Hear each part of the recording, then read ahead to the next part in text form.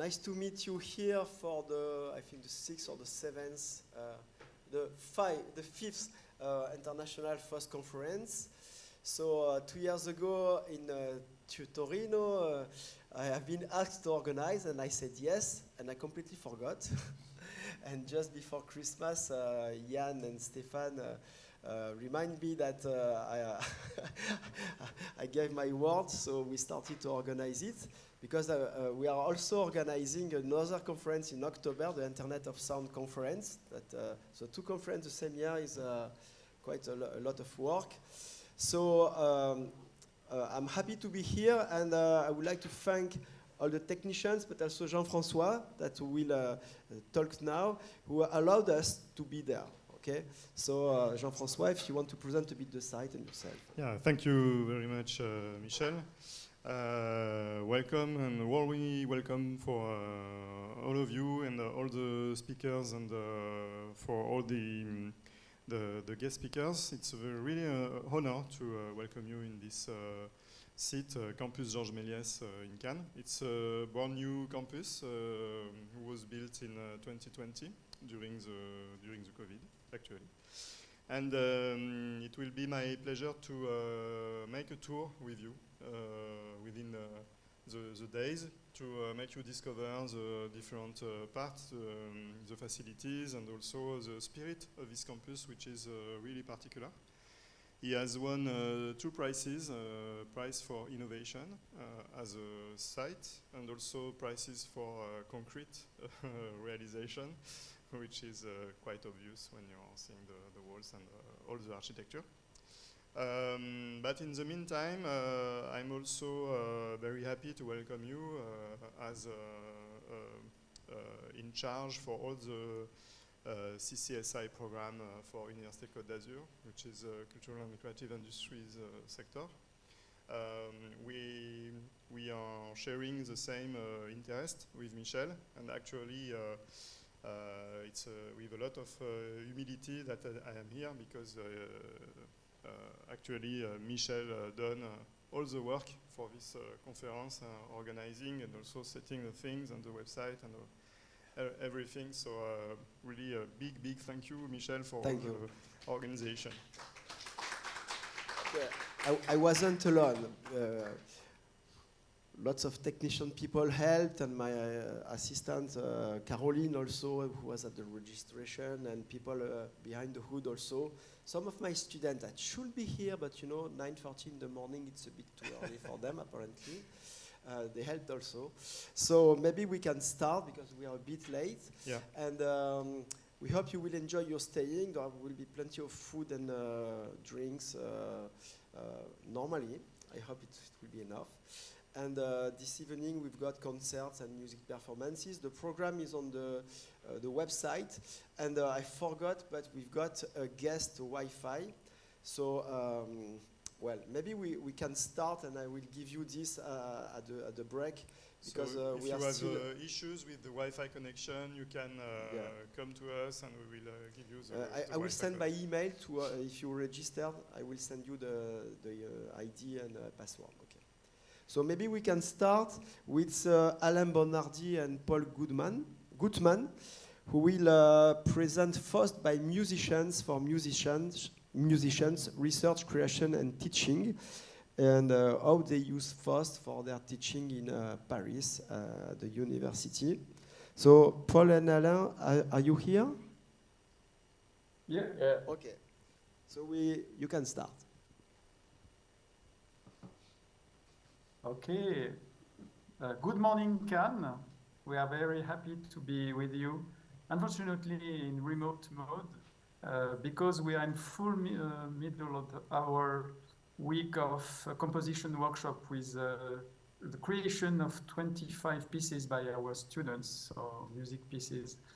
So unfortunately, we're not in Cannes, but we are happy to be able to present our work around FAUST in our music department. And thank you to the organizing and scientific committees to invite us to give this keynote. So FAUST by and for musicians, research, creation, teaching. This will be our talk today. we will shortly present the context of music teaching and music research in our university, that is Paris 8 University. In our university, there are 23,000 students, whereas in our music department, there are 600 students. And we offer 6 majors in the licensed bachelor's program. They are computer-aided composition, dramaturgy, music education, ethnomusicology, jazz and improvised music, musicology and written music. Whereas there are 2 majors in the master's program, theories and practices of music, sound and music creation, and both of them give access to the same seminars in mixed and electroacoustic composition. Our laboratory with Musidance includes 4 teams: creation and interaction, composition, interpretation, stage and improvisation, dance, gesture and physicality, and the last one, our team, Computer Science and Music Creation Center, the CICM, which means in French, Centre de Recherche en Informatique et Création Musicale. And our team is hosted at MSH Paris North, the building you can see on the right, bottom right on the screen. So let's sum up our positioning. In terms of teaching, for computer music courses at 2 levels, licensed, bachelor and master, we propose a large range of knowledge and methodologies focused on musical creation, as well as reflection on the current state of compositional techniques in relation to the digital technologies. We provide access to concepts, tools, and practices that students encounter throughout their professional careers. And the general focus of the program encompasses research and experimental creation, as well as professional development. In terms of research, our team was created by Horacio Vaggione, the famous composer researcher who has been working mainly in the field of electroacoustic music. We are particularly committed to the interaction between composition and research, based on project-oriented research creation methodologies in the arts and technologies. And we put the emphasis on research-based training and the integration of doctoral students. Our main areas of research are spatial audio, as well as mixed electroacoustic and experimental music, intermediality, and software development for musicians' work in environments, with a particular emphasis on digital technologies in the framework of funded projects that we will present later. So let's come to the first part of our presentation, which is FAUST for our pedagogy in Paris 8.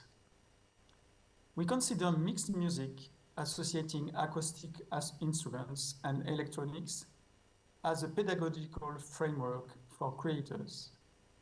Computer music courses are strongly connected with a composition workshop directed by composer Jérôme Convier.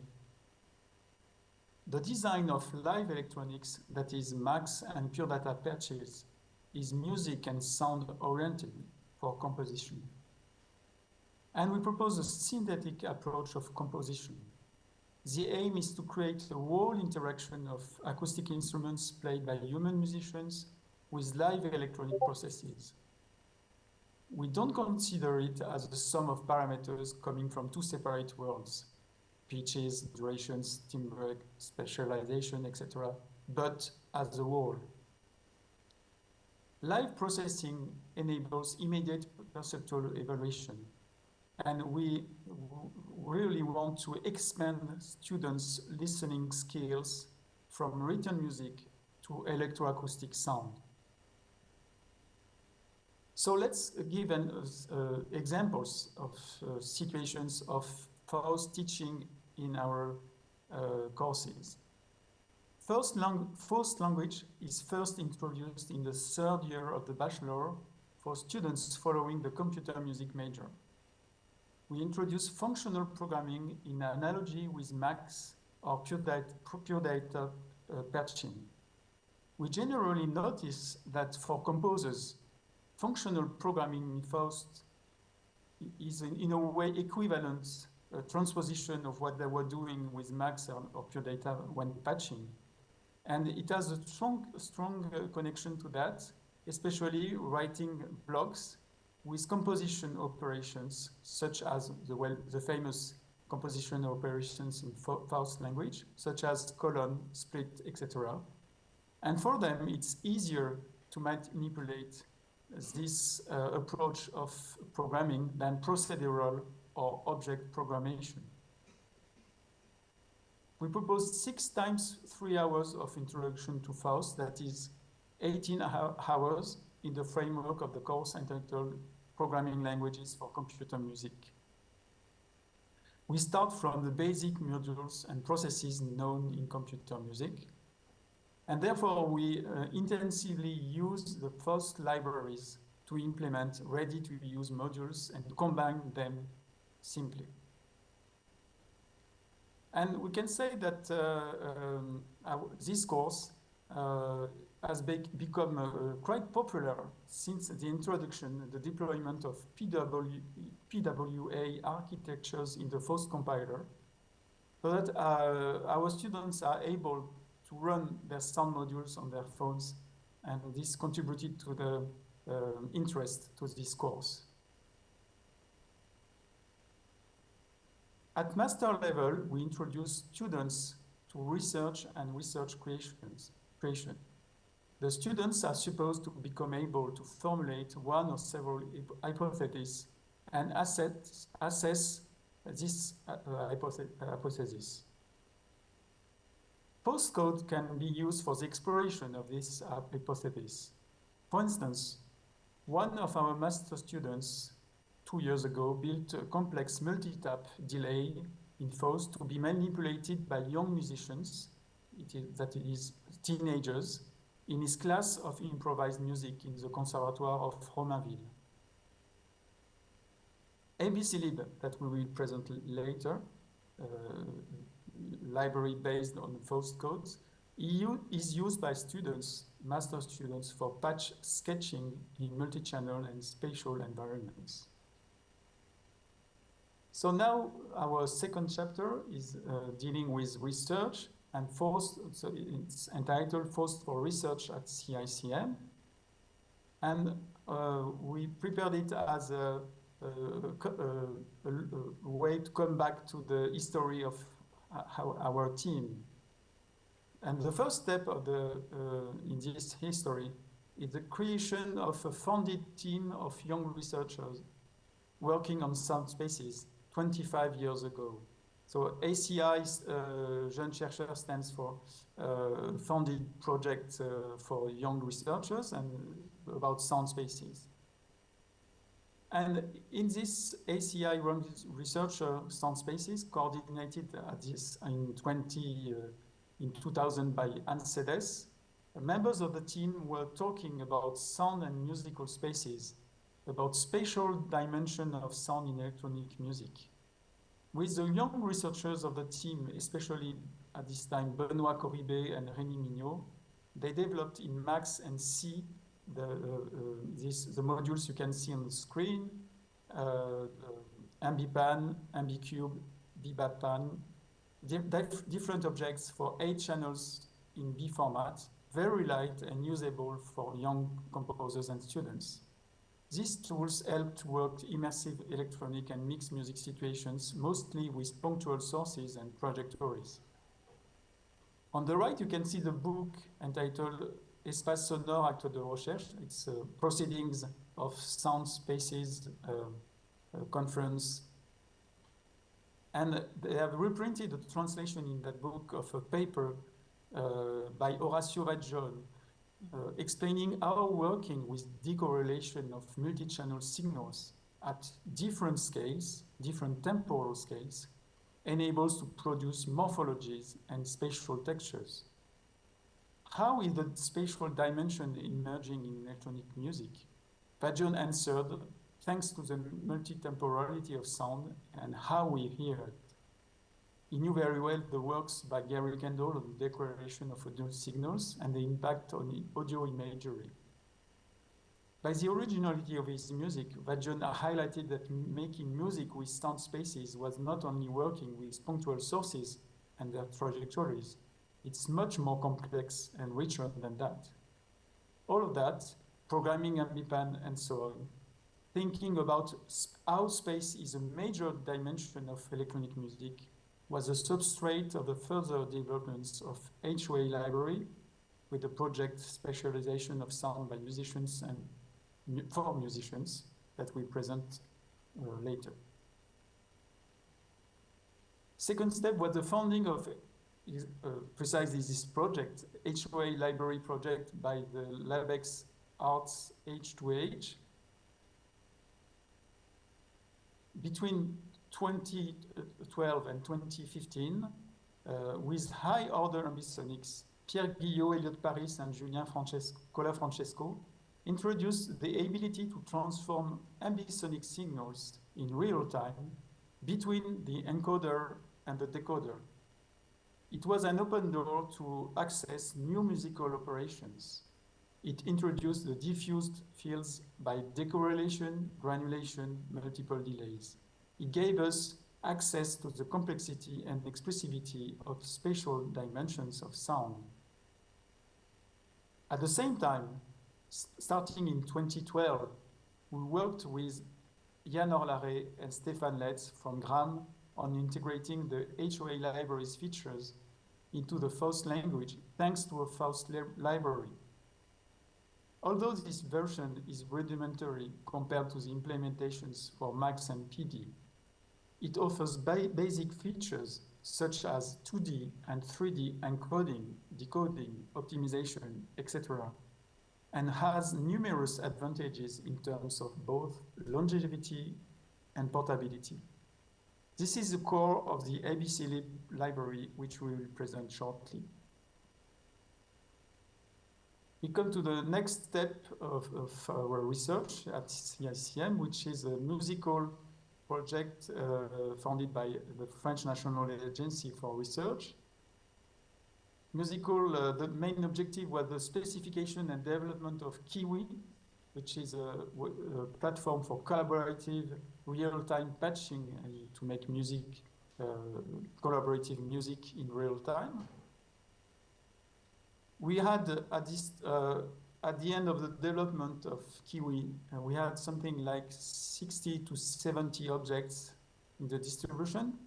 But to go further, we decided to include a FAUST compiler to extend the scope of the Kiwi in terms of DSP. And maybe you remember IFC 20 conference. We organized in remote mode during COVID here in Paris. And there was a hands-on workshop during this IFC edition.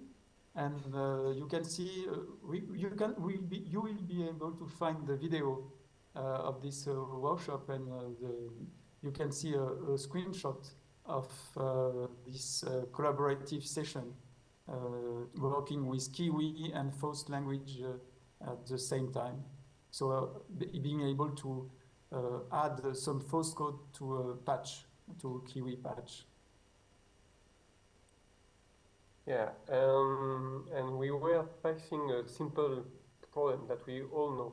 Every few years, our tools became obsolete. And in 2019, the PD version of HOA library was obsolete.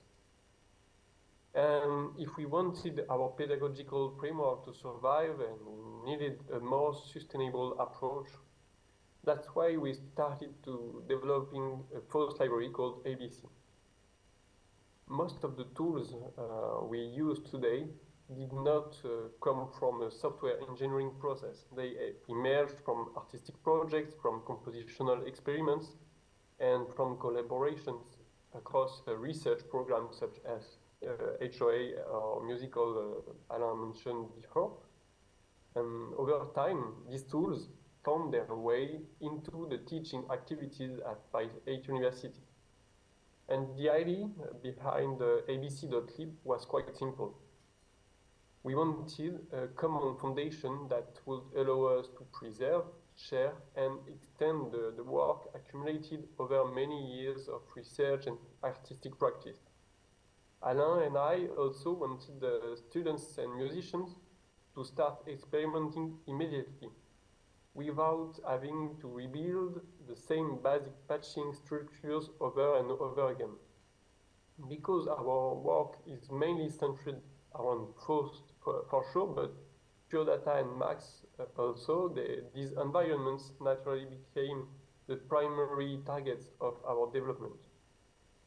In 2021, during my PhD, we started a major redesign of our spatial audio framework. And we revisited both the 2D and 3D ambisonic toolsets, introduced a web app layer for irregular loudspeaker configurations, and developed a number of new processing modules. In particular, we focused on processes such as decorrelation, remodulation, and granulation, and how these techniques could become expressive compositional tools. But there was another challenge. Even the best tools are useless if musicians cannot access them easily. And HOL library was a good example of what the musicians could handle easily. We target Pure Data and Max, and we also experimented with VST generation for local use, as well as Super Collider in collaboration with Julia Francavilla from DAI, who was an artist in residence at our studio. Since Max remains one of the main environments for mixed music and electronic music, we decided to invest a significant part of our effort there. It's not some kind of proof, but the package has been downloaded more than 1,700 times on the package manager of Max, and only 200 times on GitHub for the PD version.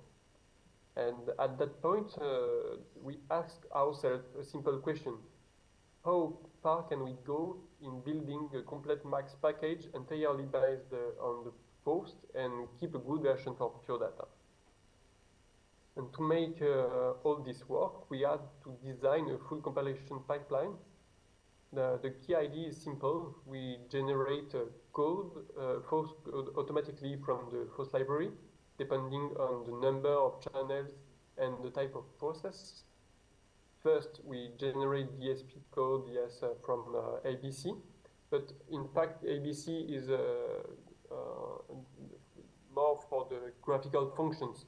And we have a free other library, mm.lib for multi-channel processes, ABC Sounds for Soundbank, and HOA2, a fork of HOA.lib for ambisonic and ambisonic processes.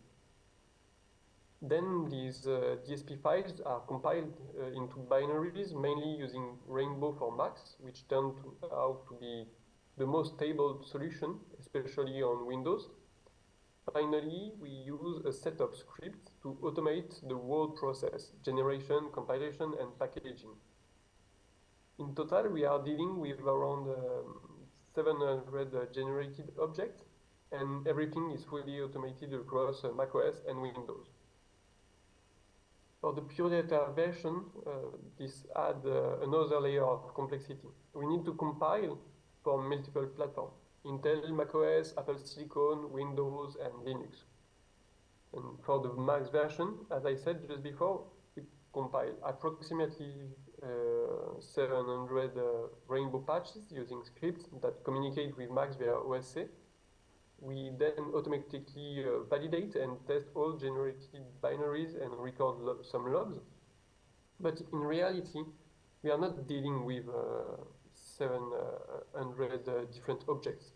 We only have about 55 families of functions. The rest is just different channels configuration. And to make this usable for musicians' perspective, we build a wrapper layer in Max. The wrapper adapts the underlying binaries to the conventions and workflow commonly used in Max. Users simply instantiate abstractions containing a small JavaScript layer. This script automatically selects the appropriate binary according to the object names, its argument, and attribute. The objective was to make this FAUST-based object feel as close as possible to native Max object developed with the Max SDK. For example, if we have a FAUST function which apply a simple gain factor on multi-channel flux, we compile the function for one channel, two channel, and so on. Here, ABC underscore gain free tilde apply a gain on free signals. In fact, the user never deals with the externals. He calls abstraction like this one. Inside the abstraction, there is the JS which calls the good binaries and depending on the attribute. Here in the launch patch of the library, we have our 55 families of functions, multi-channel, HOA, GUI, and so on. And we have tutorials about ambisonic,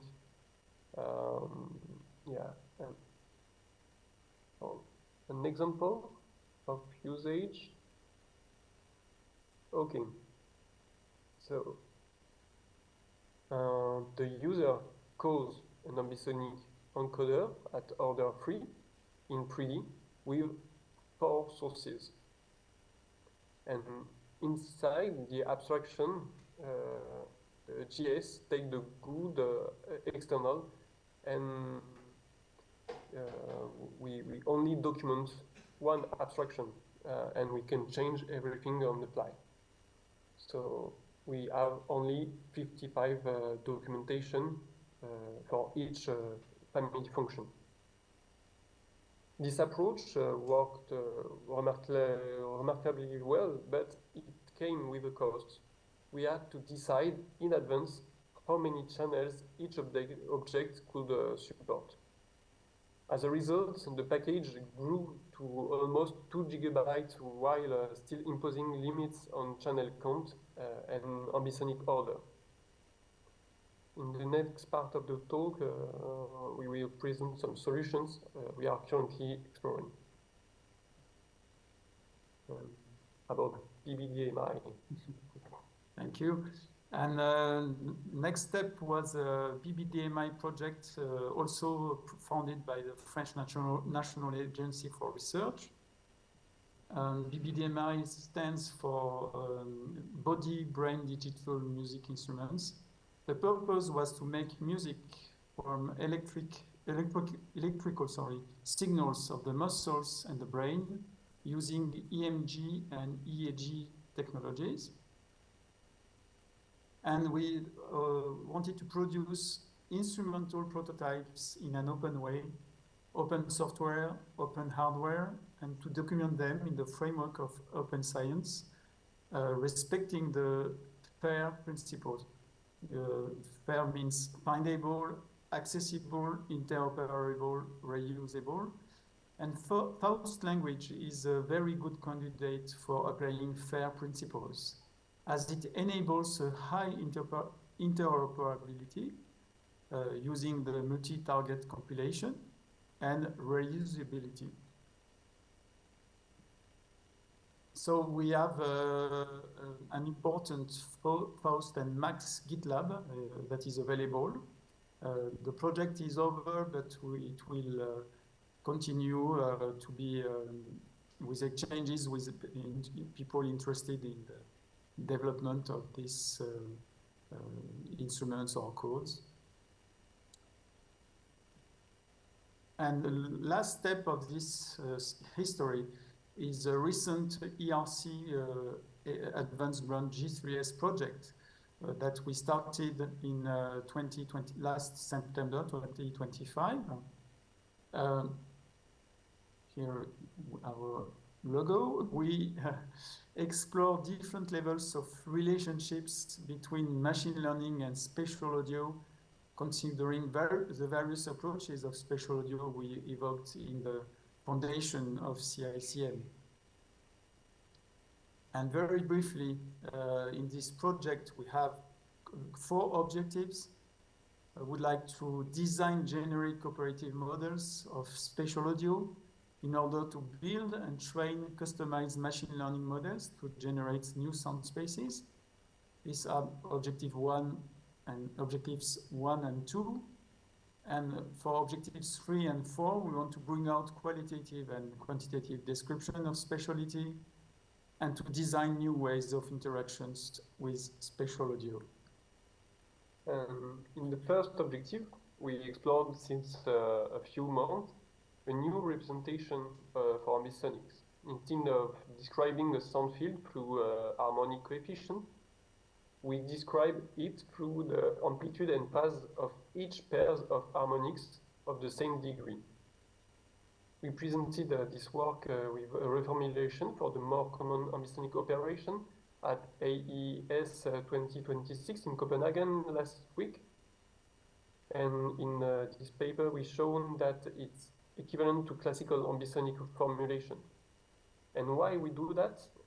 Because it gives a more intuitive interpretation for spatial information and particularly new opportunities for analysis, processing, and control. And to implement this new approach, we are developing a library based on a Fourier-like method for 2D ambisonics. This gives us new possibilities for processing both the amplitude part or phase components of the ambisonic signal, including various phase modulation techniques. And for agile prototyping, we build a workflow around FAUST gentil with a custom wrapper. On one end, we have FAUST library, and on the other end, abstractions for our function families. And these abstractions contain a JavaScript that finds the right function in the library as the library abc.lib, but it generates the DSP file and triggers compilation via FAUSTGen. As you can see in the video, the DSP files are generated depending on the usage of the user, and we can change the order ambisonic on the fly, and it will generate a new DSP in the temporary file folder.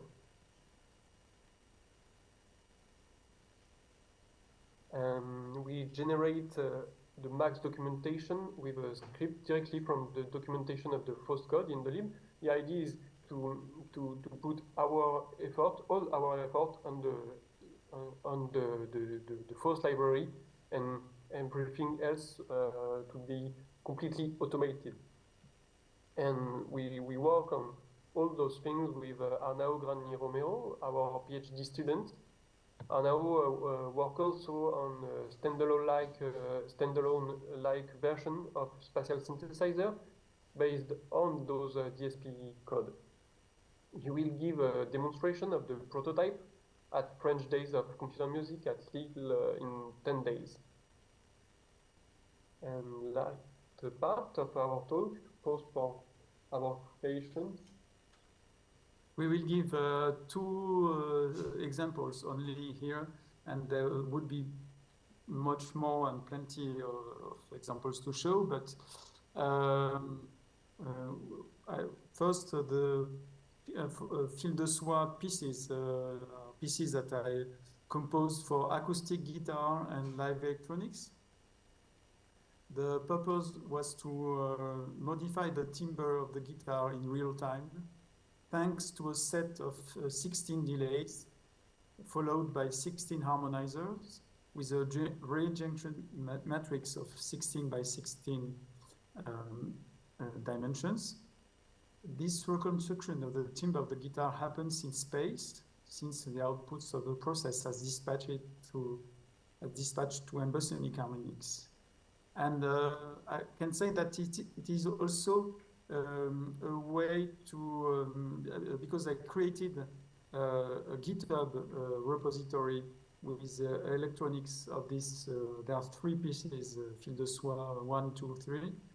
And the code, the first code inside is a kind of neutralized between the different pieces. And for me, and I think for composers, it can give ideas of a way of organizing your code over several pieces, and also to preserve the code and to be able to generate new versions of the pieces starting from your source code. And a very brief excerpt of the second piece, now Fil de Soie 2.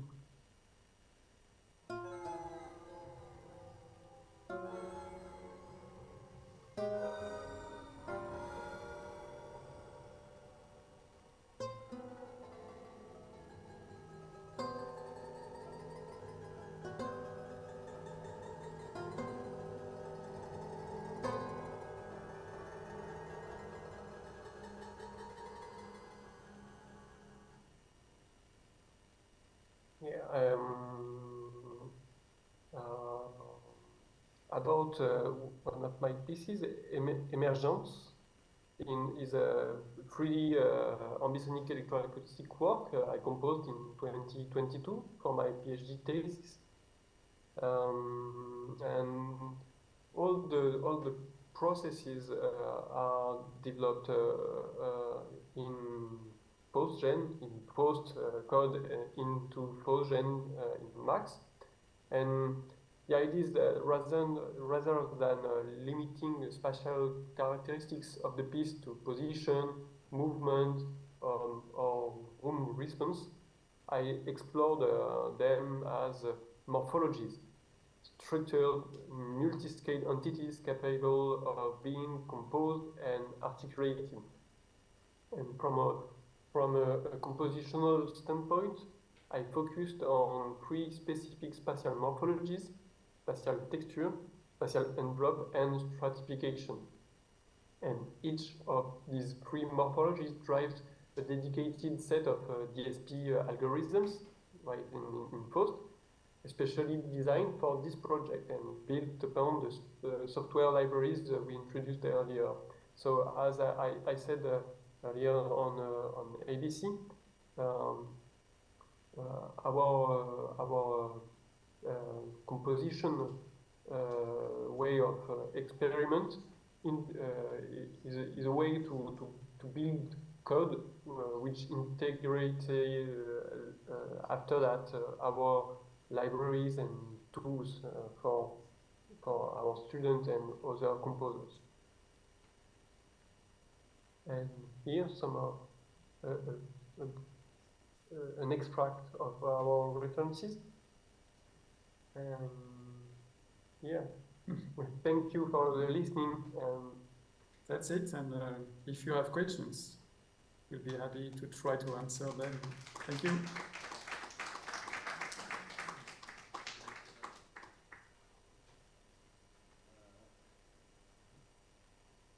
Any questions or comments?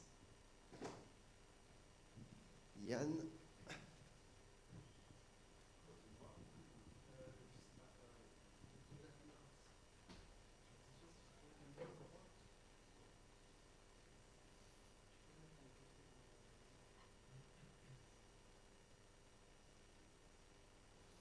Hello, thank you. It's very impressive to see all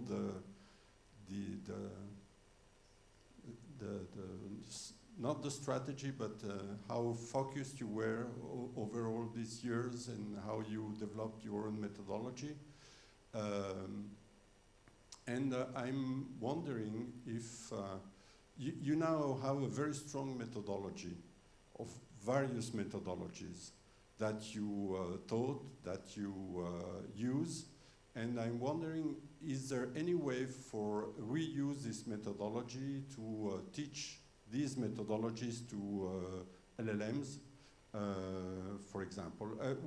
By working with LLMs, you have the feeling that you need a better methodology. Well, they are very good at doing code, etc., but for audio and for FAUST, you need more than just that. You need strategies, high-level strategies, good abstractions, and and you have a treasure, so to speak, with all what you the material you have accumulated. So it's more a comment than a question, but what do you think about that?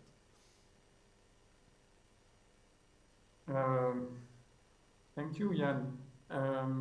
Yes, but how can I answer? How can we formalize these methodologies? Of course, we have tangible elements, codes, FAUST codes, music, patches, etc. But do you think of a higher level of formalization? I don't have for the moment ideas about the way to express a methodology, especially, for instance, I think of what the students do when they, at master level, when they both develop a musical project and reflection in a dissertation, research creation, and taking distance, trying to maintain a kind of distance between what they are doing as composers and what they want to report and share with the communities. And is it all this and all these very subtle methodologies of research and creation you had in mind, or so? Now I'm returning the question to you. That's smart. I don't know the answer. No, I mean that you don't have to really to formalize the things. I think that the accumulation of materials, both the libraries that you have, the reporting from the students or your own about the technicality of the pieces should be enough, in my opinion, to feed the LLMs. Well, at least there is something to try. But what I mean is that your strategy of accumulating things over the year is super interesting, even more now, in my opinion. Thank you.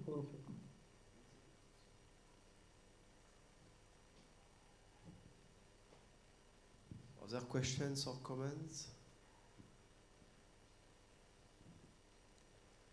No?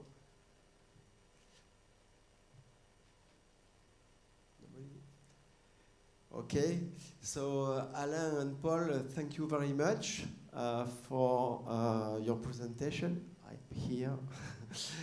Okay, and now it's time for Laurent Potier, who will talk about, let me check the program, about the use of FAUST.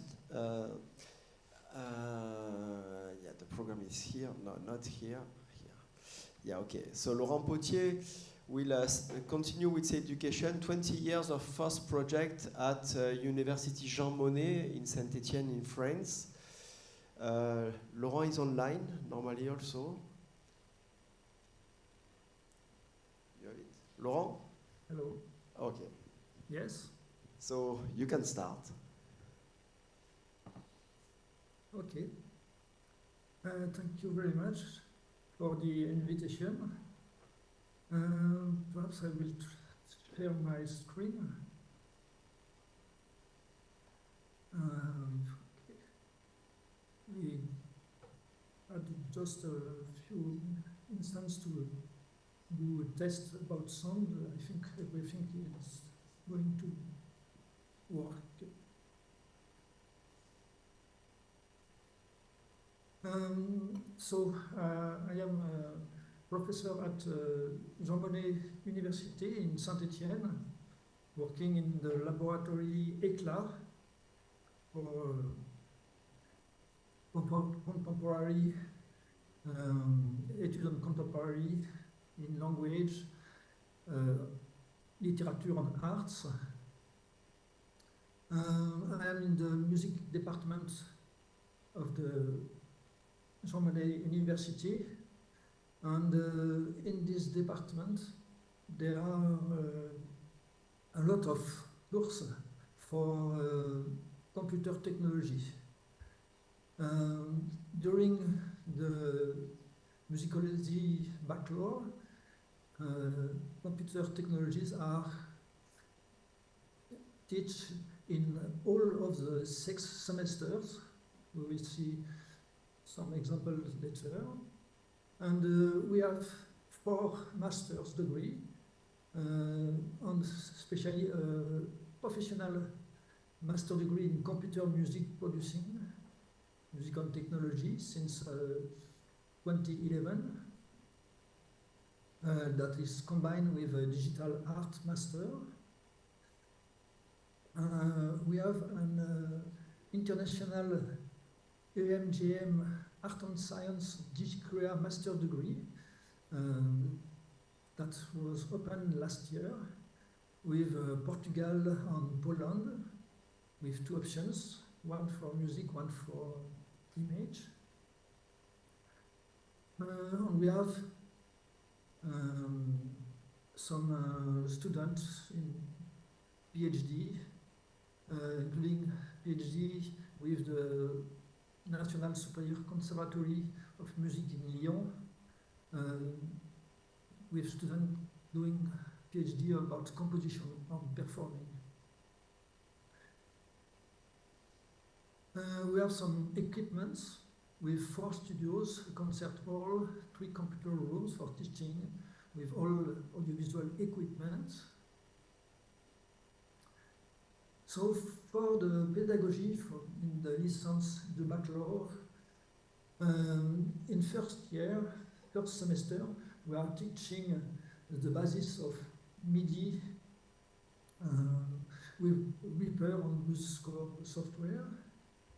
In the second semester, we are working with Reaper and Super Collider for teaching the basis of computer music audio. What is interesting us today is mainly the 3rd and 4th semesters. During the 3rd semester, we are teaching a specialized language for real-time sound processing. So the students that are many musicians try to learn the language for DSP programming. It depends. Sometimes we are teaching FAUST, sometimes Max, sometimes Super Collider. But I was surprised to see that students are more easily learning FAUST as a language than Max.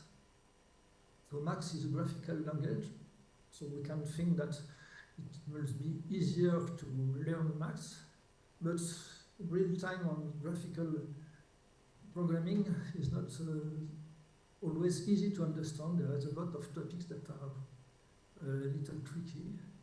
So FAUST is a more simple, direct language to create sound processing.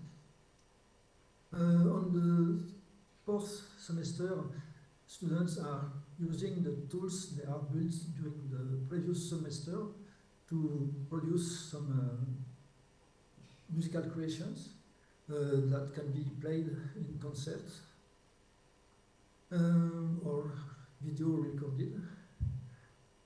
In the 5th semester, there is a course about acoustic, mainly based on the sound analysis and sound synthesis to understand how we can understand the acoustic and the comportment of sound on musical instruments.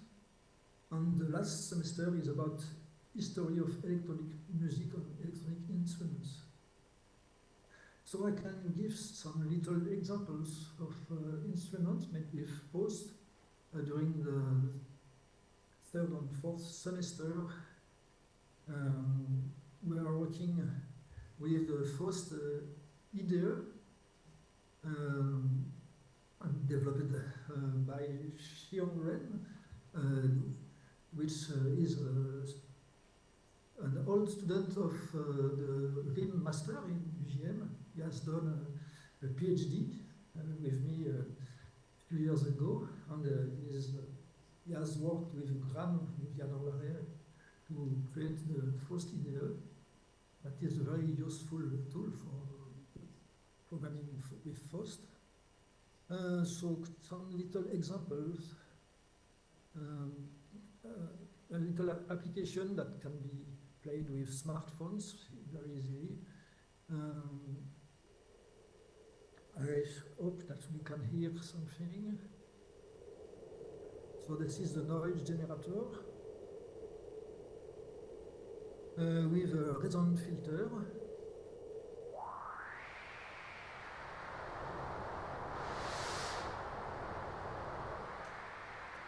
And with a granulating system.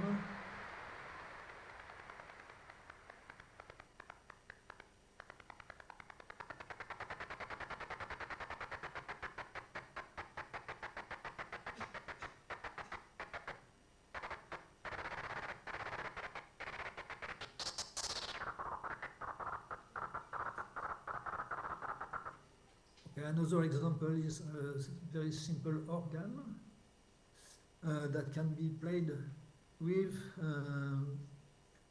a keyboard that can be available on smartphones. That was developed by Romain Michon, if I remember well.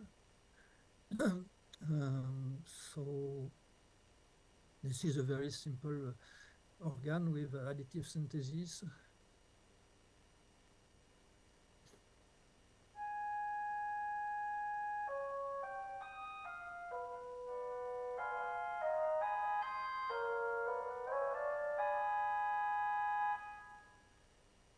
And the third example that was mainly used with inside a max patch is a more evolved synthesizer.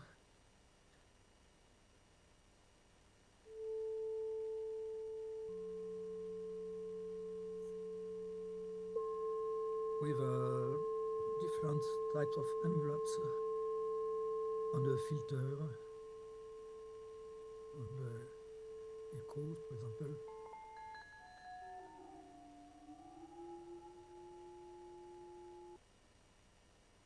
Okay.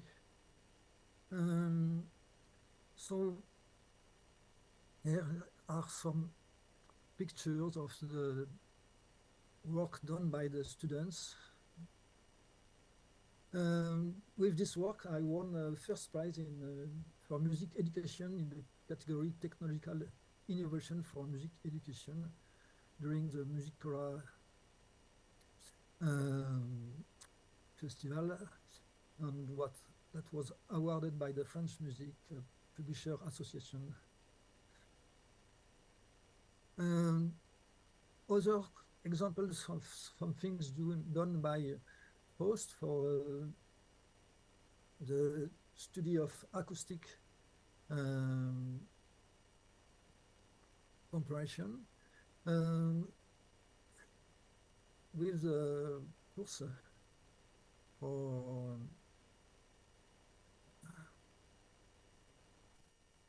acoustic for the analysis of sound. You try to understand, for example, how a sound can be divided in partials. And if we separate in time the partial, we have something very different. So that looks like a work done by Jean-Claude Risset in his catalogue for digital synthesis.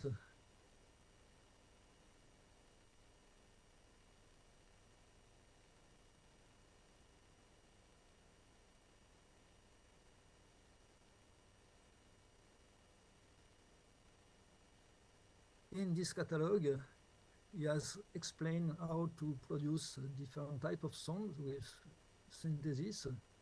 And for example, he explained that a bell sound can be done with the addition of some percussive partials, but each partial will have a different envelope, and we can add some modulations, but we can change totally the envelope to create some fluid textures that was used very often by Jean-Claude Risset in his composition. So we have a first example where we can play.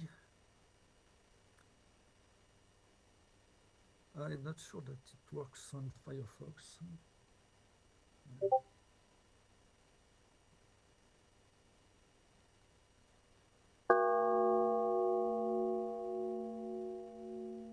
We can add a beating. We can change the duration.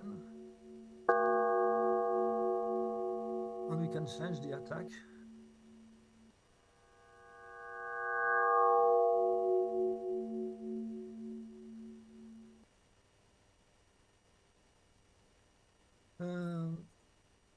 Another example of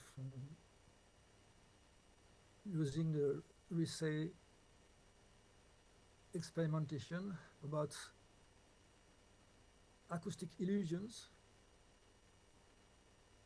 something that is a sound that will change going to higher pitch endlessly. So there is a first version.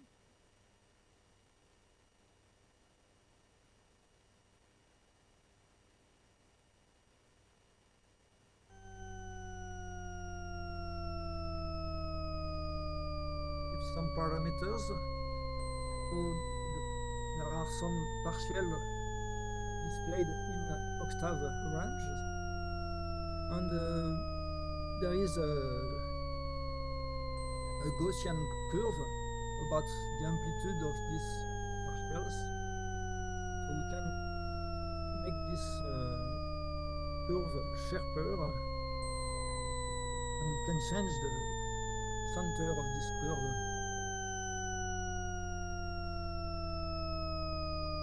We can go in the opposite direction.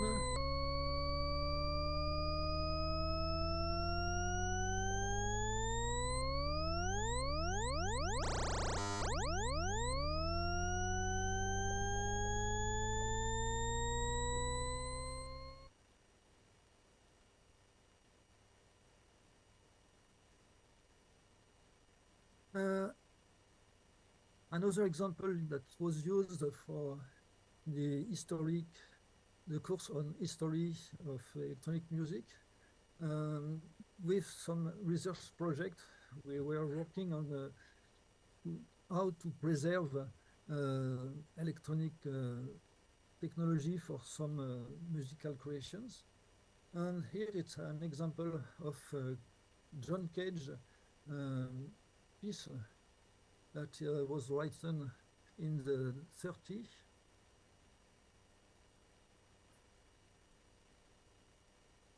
So imagery landscape number 1 was a piece for a piano, a cymbal, and some turntables playing very simple sound, pure sounds, with a precise frequency, 40, 84, 100, and 427 Hertz, with a change from 33 to 78 reads per minute. So you can see the score. In the score, instrumentists 1 and 2 are playing one turntable, and a cross indicates that we have to change the frequency of the turntable. And you can see, for example, like 1 minute 32 seconds, that the pickup has to be put on the vinyl to create some fast rhythm. So it's very difficult to find a turntable that can be used to produce this now. So we have done very simple instruments with FAUST. That is this one. So you can produce a pure sound, and you can change the speed.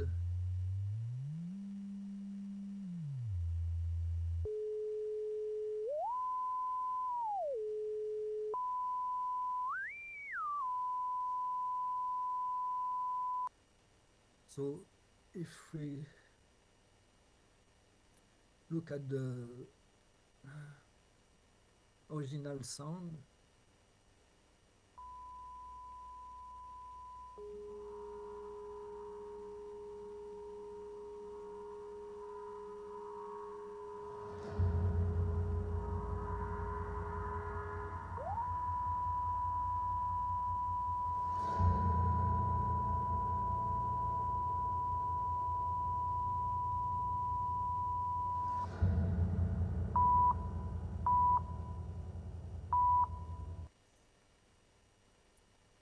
okay. So about the master, the computer music producer, we have some teachers coming from the university, but mainly they are coming from different centers and institution, industry. So they are professionals, researchers, composers, and I can tell you that Yann Orlaret, Stéphane Letz, Christophe Le Breton, Romain Michon are teaching in this master for many years. About some interesting students we had in this master, I can cite two Chinese students, Alan Wang, that was working very interestingly with FAUST.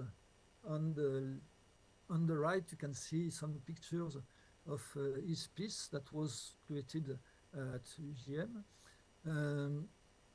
And he was playing with computers and smartphones, and all the audience could download the application on the smartphones to play with headphones with Alan during the concert.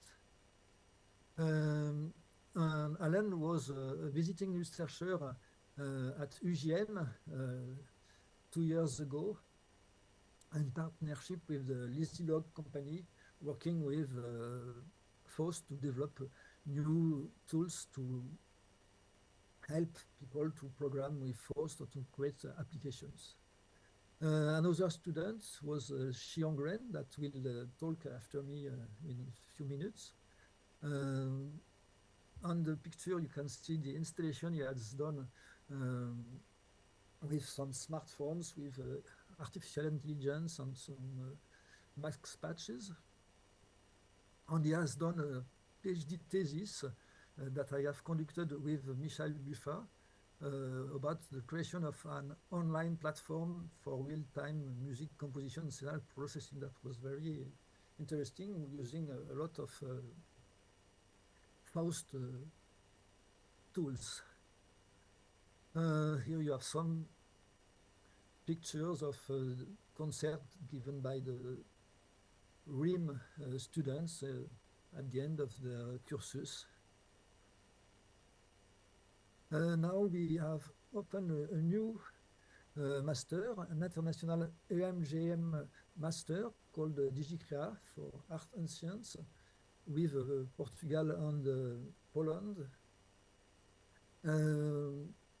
There are some teachers that are there with us, like Pierre Cochard, Stéphane Letz, Romain Michon, Michel Buffat, that are teaching FAUST on other tools in this master.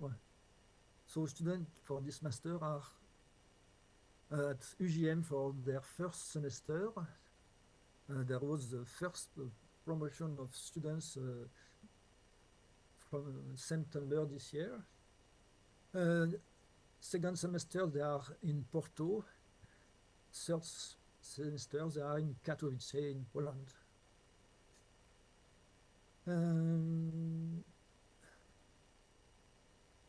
Some words to finish with the research project because we are teaching students, but we are doing some research in our laboratory.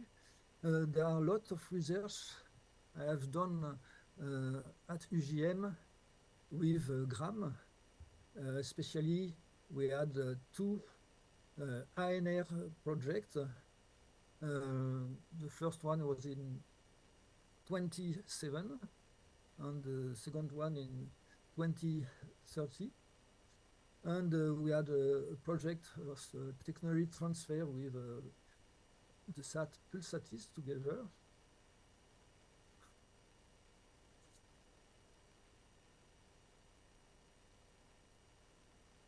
And I will go fast about this one. We have some international collaborators. For example, the Karma at Stanford University, the University of Mainz,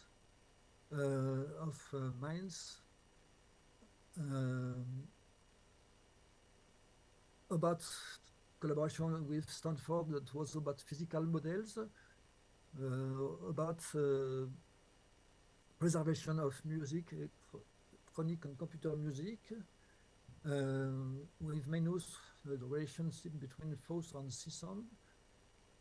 We have a Erasmus connection with this university. With Mainz, with FAUST and Pure Data. Alberges was a guest professor some years ago. With the Astre project, I have created a new version of the Turinas piece of music. Turinas was a main piece created by John Schoening in 1972 using the FM synthesis. And it was a piece for tape, 4-channel tape. And I have created a live version of this piece that was played firstly during GYM in 2011 at Saint-Etienne in presence of John Schoening himself.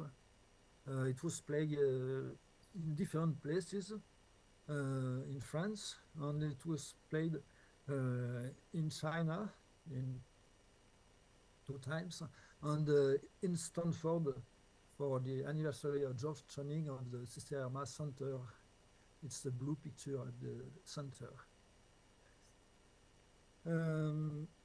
So this piece was all the processes, there was no recorded sound, only the sound synthesis with FM process, and everything was created with the FAUST language.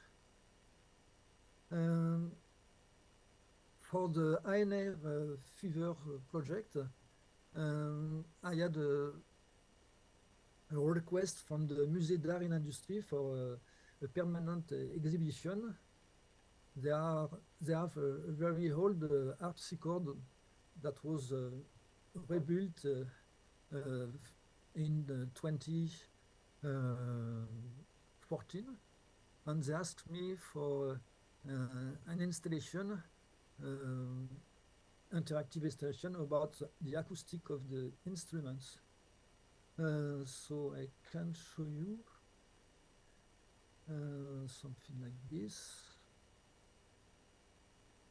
So this is a picture of this harpsichord in the Museum of Art and Industry in Saint-Etienne. And with Luc Faure, we have done a physical model coming from the physical models with waveguides developed 30 years ago at Stanford University. And I can show you the max version here. So we have worked with the harpsichord professor at Conservatory Saint-Etienne, and he helped us to build this max application where you can play MIDI. Here I can play on the MIDI keyboard. You can play a MIDI file.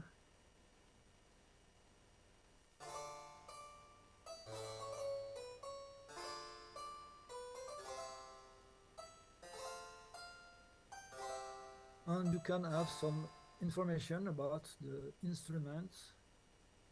You can change the position where you pluck the string, the position of the étouffoir. You can change the temperament of the instrument, for example.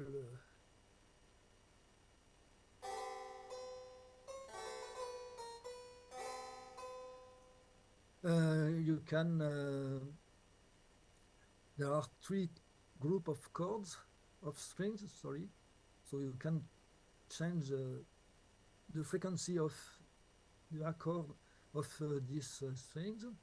You can have an idea of the sympathetic excitation of the chord.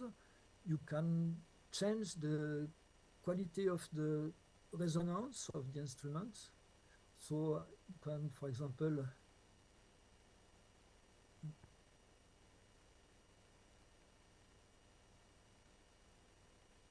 sorry.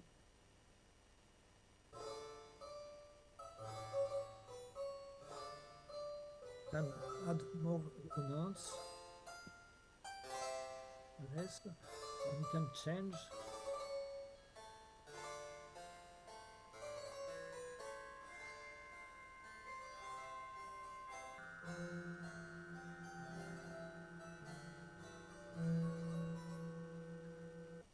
And so on. You can change the where you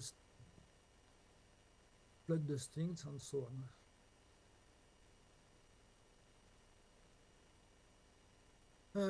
Okay, that's okay for me. Thank you for your attention, and I'm okay if you have some questions. I hope everything was fine with the sound.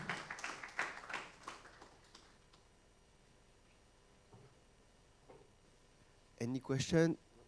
Any questions? So yes, I have one, Laurent. Can you share, at least with me, but maybe with the others, the DSP files you showed, because I would like to include them in some demos tomorrow. Which one? The noise, the wind generator, the organ. Well. Yes, of course. Yes, thank you. What? The reset, yeah, also someone would like the reset. So if you can send me the links to the file or share them, I will diffuse to all the mailing list of the registered people. I think that it can be available on the website.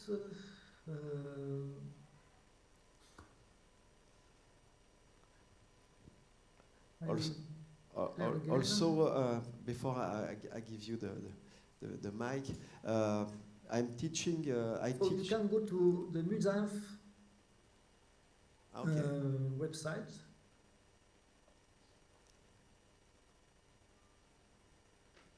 musinf.univ-st-etienne.fr, and in the research menu, you have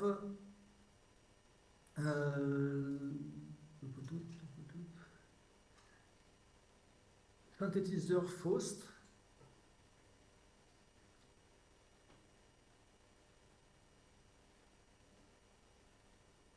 Vous avez les sources. So everything is available online. Okay, if you send me the link, I will share on the mailing list directly. Yes. Yeah, okay, thank you. I can share in the chat. Okay. And also, as I said, I teach in the last master DigiCrea, Laurent told about, with Stéphane, Romain, Yann, I think also. And it's, no, not, okay. So it's super interesting to have a lot of students coming from different countries. culturally, it's super interesting, and I really, really enjoyed teaching there. And with Laurent, we organized a remote concert with, I think, 9 students online together using a web audio application I co-developed with lots of FAUST stuff inside. And it was a super interesting experience. So normally they should have performed this evening, but we had to cancel because the students were not available. But, well, well, there are some exams these days. Yeah, okay. So, any question?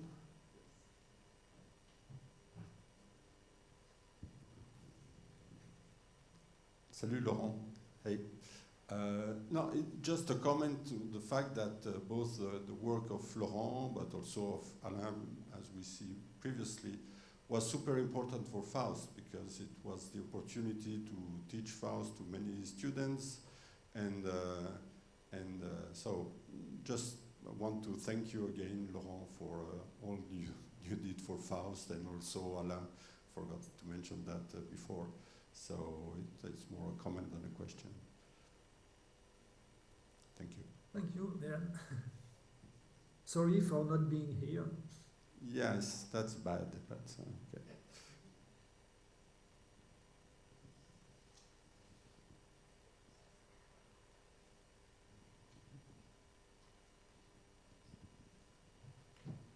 Okay, we have time for another question, then the coffee break.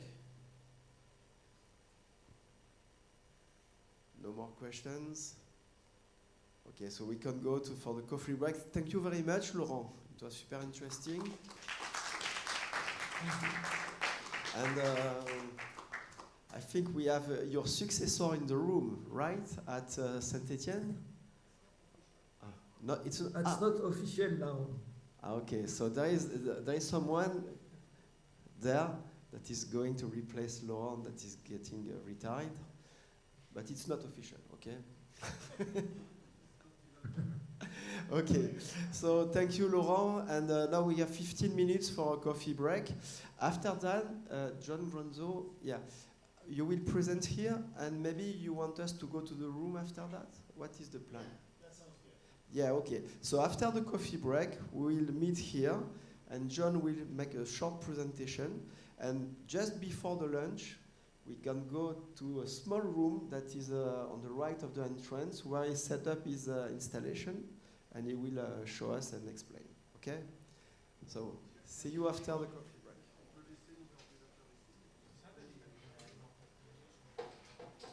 You can leave everything here.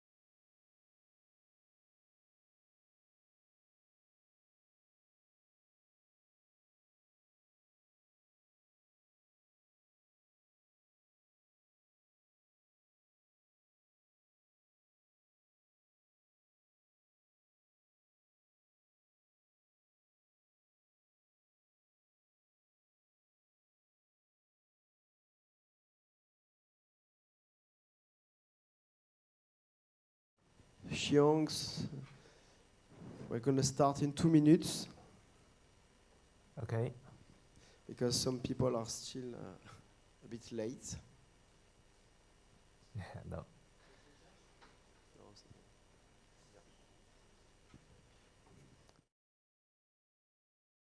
Okay, now Xiong Ren will talk about teaching the FAUST language in Shanghai Conservatory of Music.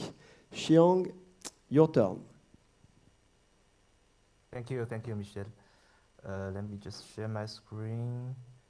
And actually, I will present with Roland Wen, as known as Alan.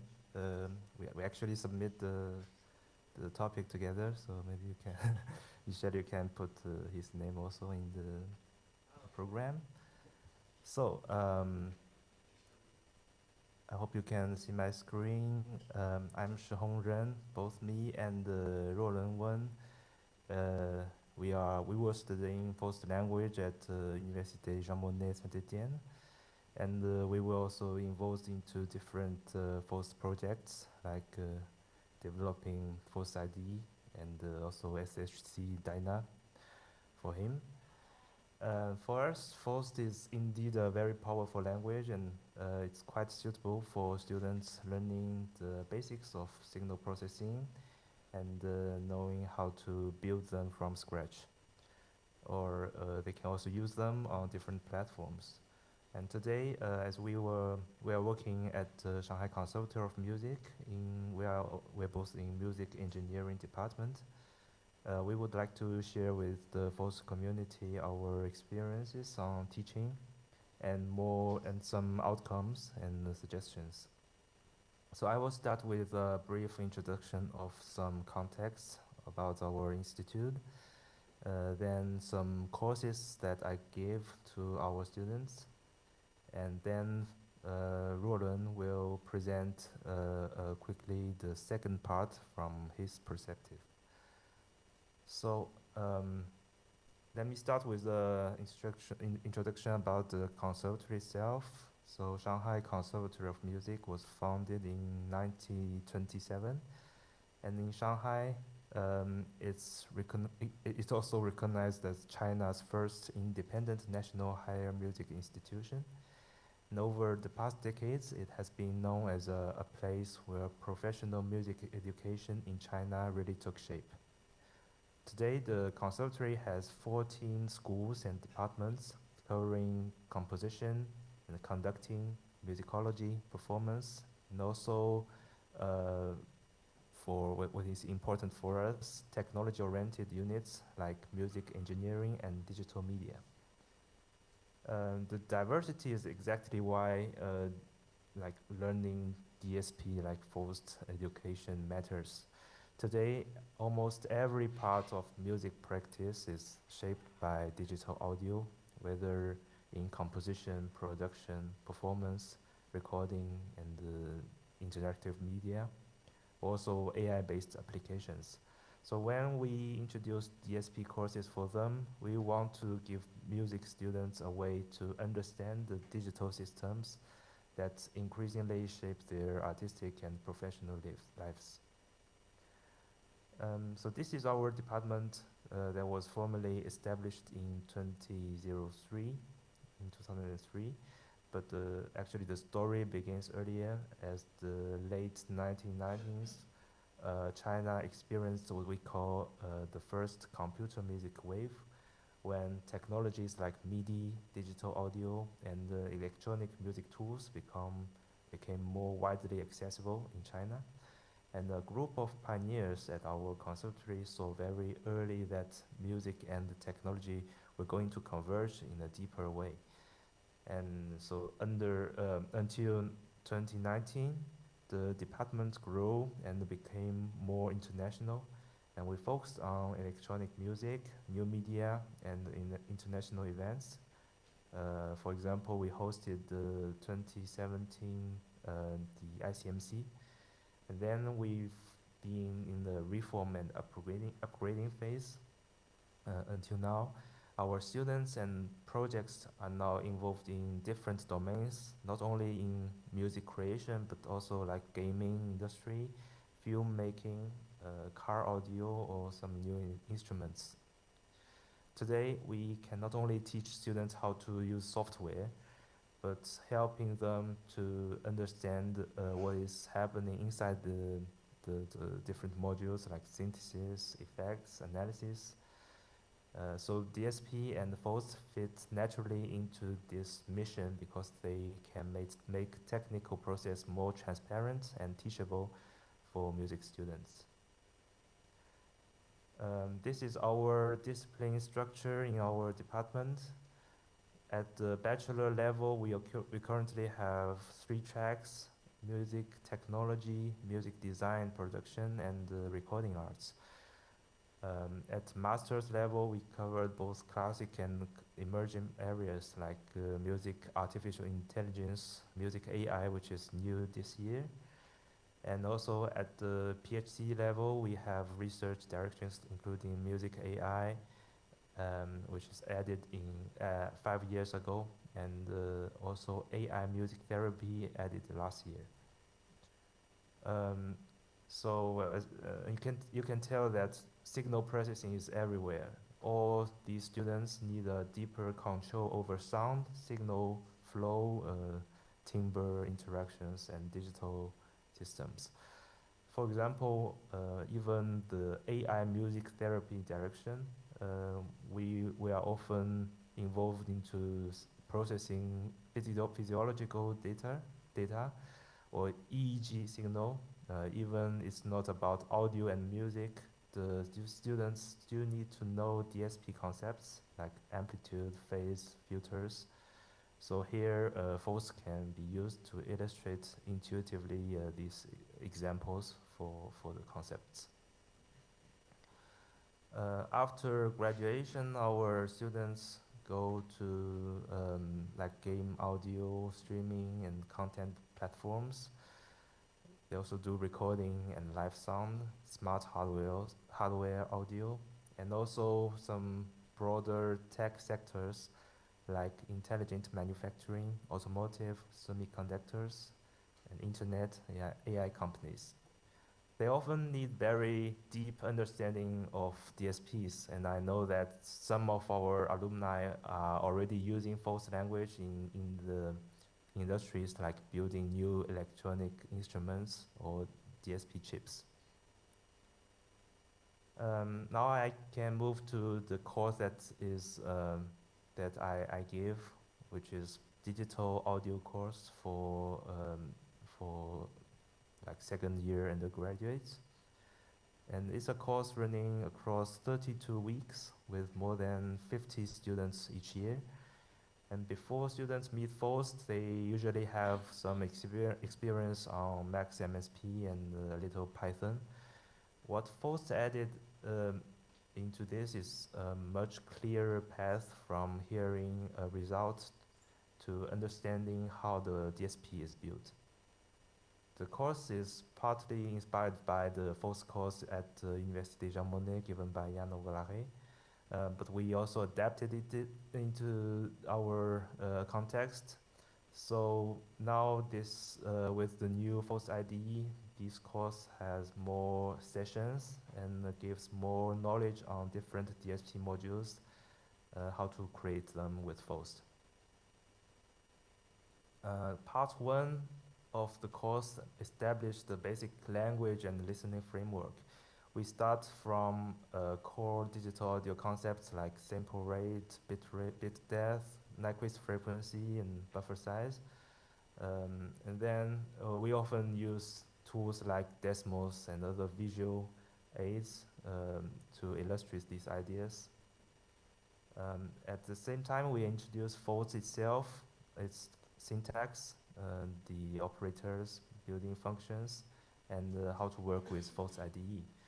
The goal for this part is not to overwhelm students with equations and formulas, but to make them comfortable with the idea that code, diagrams, and sound are just three views of the same process. This is part 2. We move into synthesis and basic analysis. This is where students begin to feel that they are really making instruments, rather than just only studying terminology. We use examples such as phasers to introduce recursion in FAUST, and AM, ring modulation, FFFM, so they can hear how mathematical relationships produce distinct timbres. We also cover additive synthesis through iterators, then noise generation, and then a small exercise to make a foam, a DTMF synthesizers. And we also have echo and feedback and like simple RMS analysis in FAUST.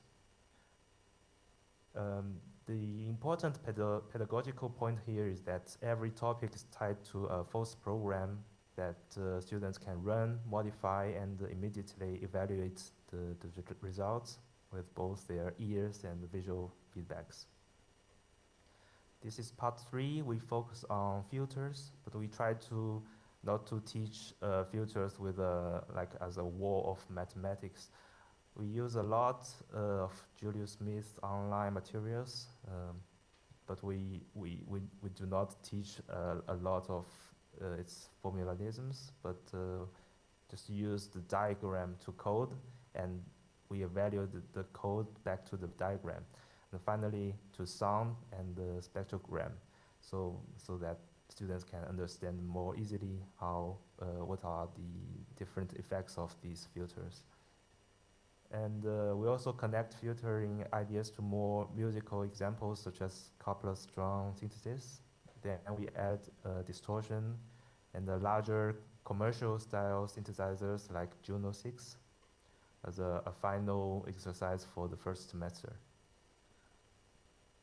Part 4 extends the course into some more complex implementations like comb filters and all-pass filters, as they are basic blocks for many other designs like phasers, flangers, and chorus.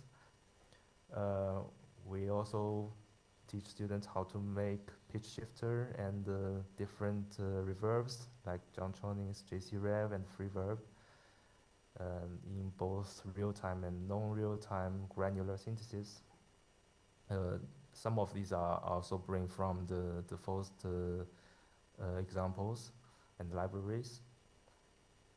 And by this stage, students are no longer only following these examples, they are developing a vocabulary of reusable DSP structures so they can use them in their own projects.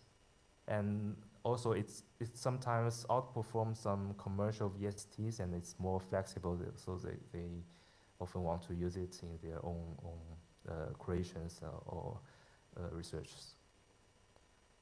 Part 5, we have short time Fourier transform. Actually, this is the only part of the course that I'm not using FAUST because it's not quite standardized for spectral processing, although there's some attempts with the community.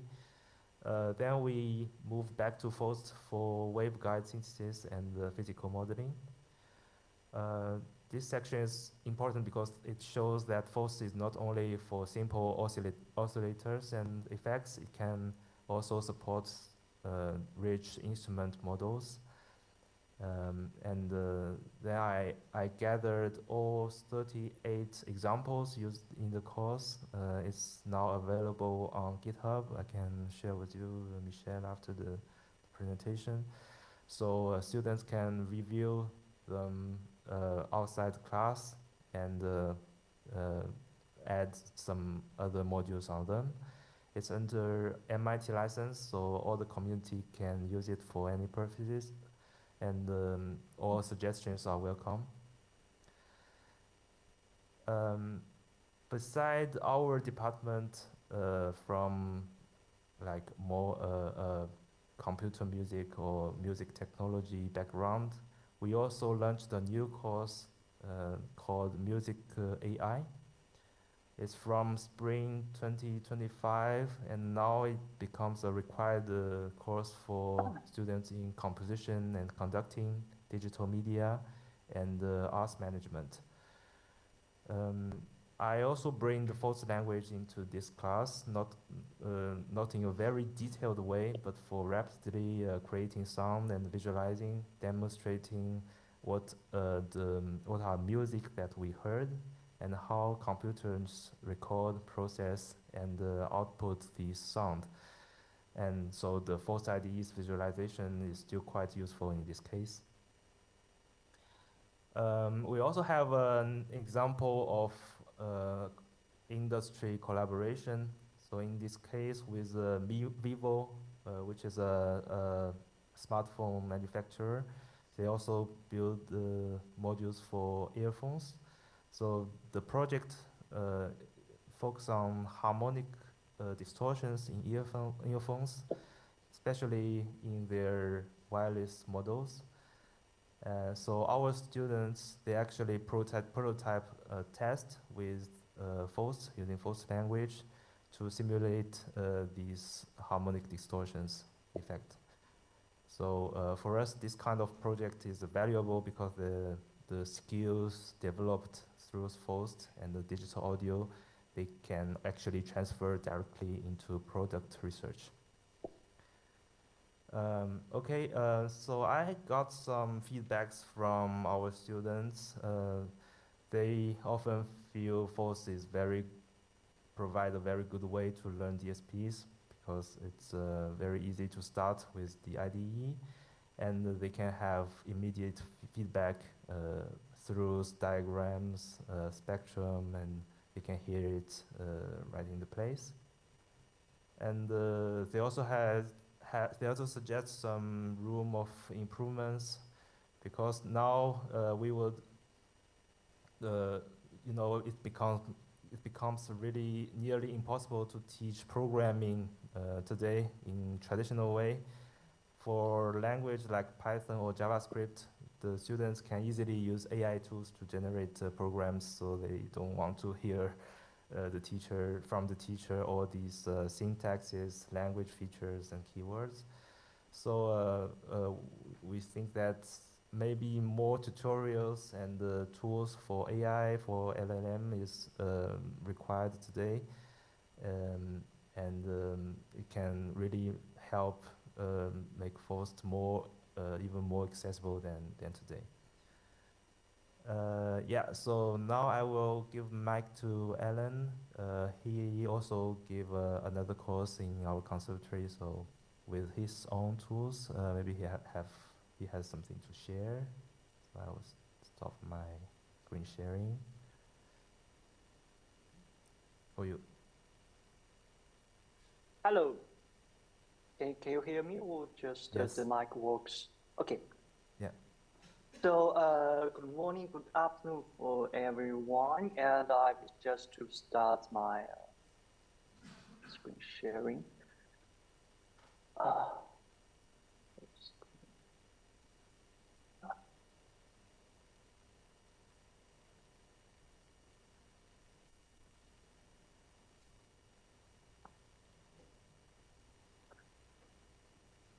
Okay.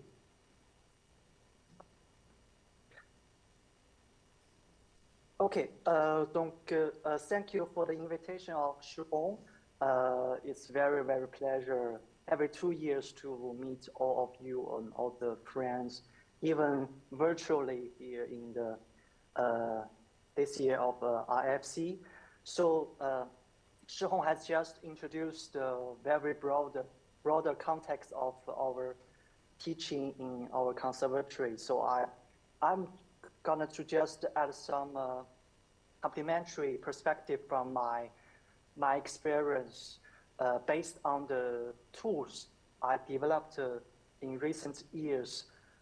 Its name is SHC Dina, and FAUST piece is its format.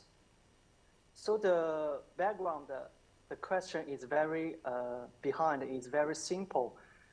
In our Conservatory of Music, where the students often come from very different disciplines, disciplinary background.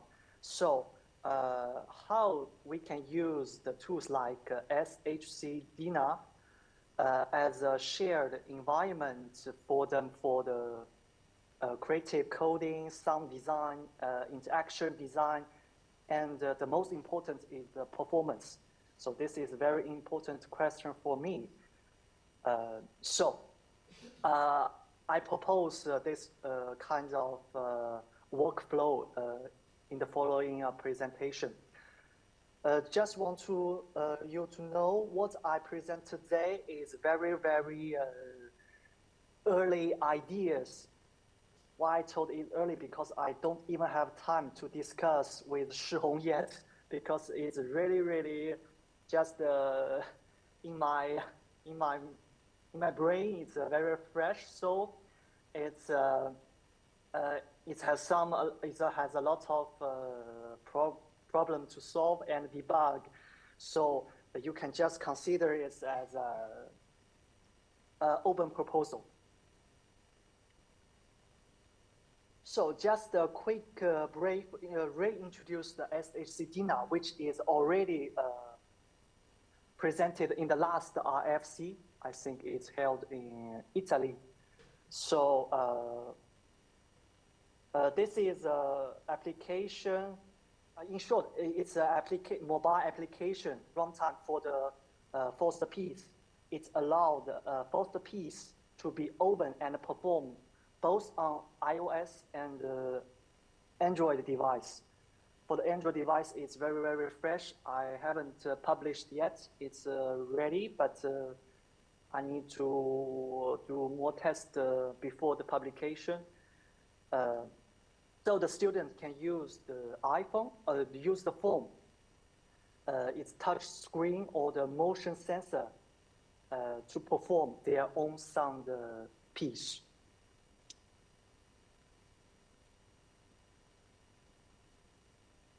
For me, why we use mobile is very, very important, because for the students, they are not only submitting a file, they are holding a piece in their hand to performing it. In our conservatory, I think it's matter a lot. The goal is not only to make a code run. The goal is to create something they can practice, they can demonstrate it, they can perform, and they can share between them. For me, that matters a lot. So that's why I developed this kind of application.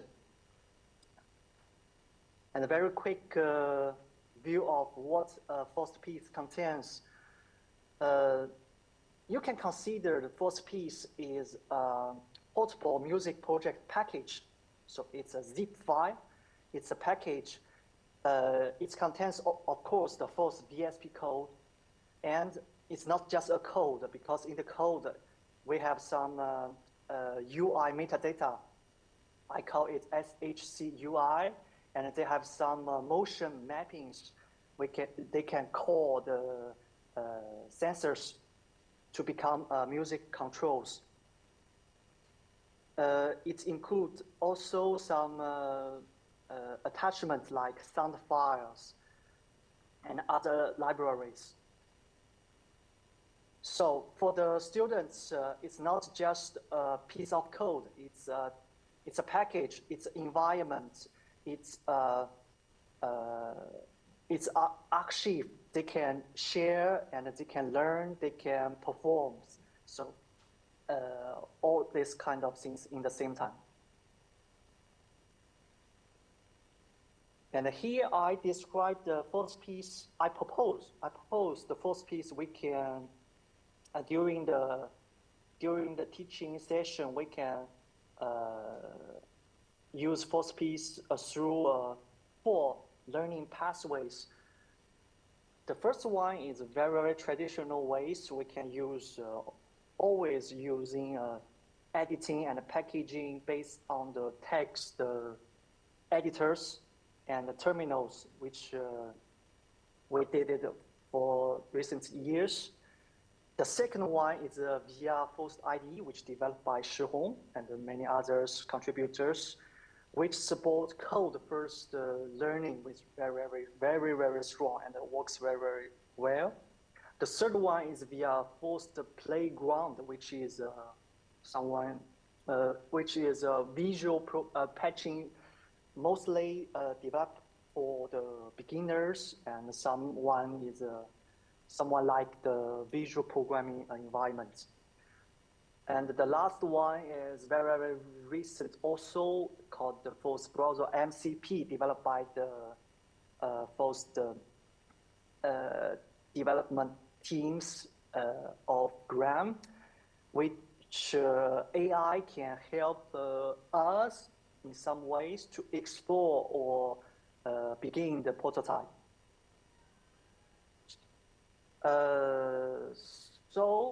For me, the most important thing is all these kind of three pathways meet in the same result, which is a FAUST piece format. So the FAUST piece format can become a shared package across the different platform, different developing tools. So this is kind of idea. And SHC DINA, iOS or Android application become a mobile performance, runtime performance platform. So here is very simple classroom workflow for the lesson. It's very simple. The first step is imagine. We just want to, what's the kind of application, what kind of sound design you want to create. And the second phrase is prototype. Yes, we code, we patch, even we ask AI for help. And the third step is package. So we prepare the package named FAUST piece for the SHC device. And the fourth step is to test. So we upload the piece in the application to test. And the last step is to share. Or we encourage the student to share their piece, and the other one can continue to develop. So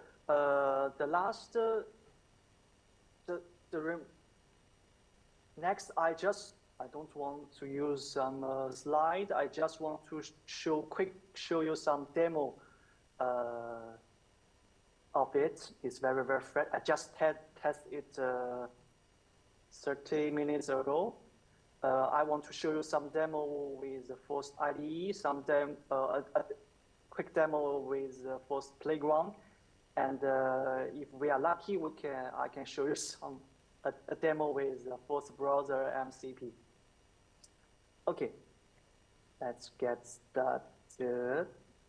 So this is the FAUST IDE you are very familiar with. For me, I just add some environment, some extension, plugin.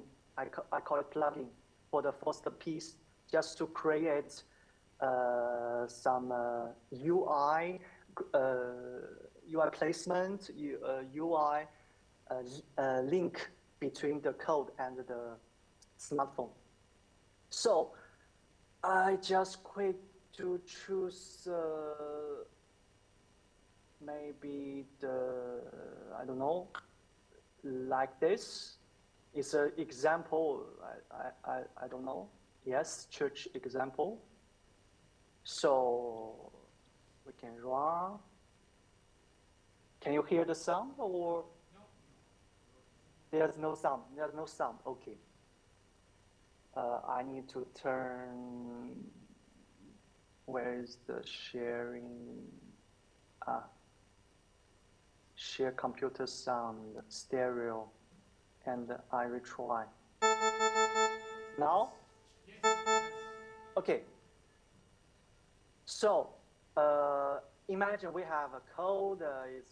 It's a good code we already prepared, and it works in the environment. Now the next step, I want to create a new FAUST piece for the SHC DINA. So in this editor, in this plugin, I pick from this IDE file, so I need to refresh. So normally, yes, I can see my church organ. File, next. We don't have sound files, so next. I want to add some element. For example, I click the gate. Yes, it's a button. So I place in the screen like this. I want to big button like that. You can change your color. We like color, so I change color like this. Okay, beautiful. Next. So this is the motion panel. So normally we can add some motion option for this. And like we don't have much time, so I don't want to create some complex piece, but we can, yes, there have some, like again, it's obvious. I can connect again, for example, for the sensor like this. And next, and export. So now I have a church organ FAUST piece. So share, airdrop. I use iPhone. I can use other. Where is my phone? Here. Okay.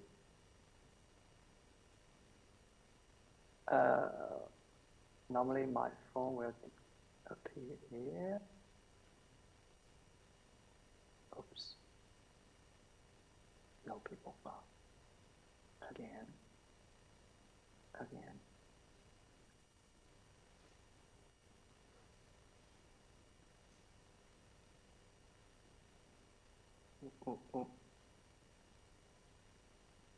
Okay.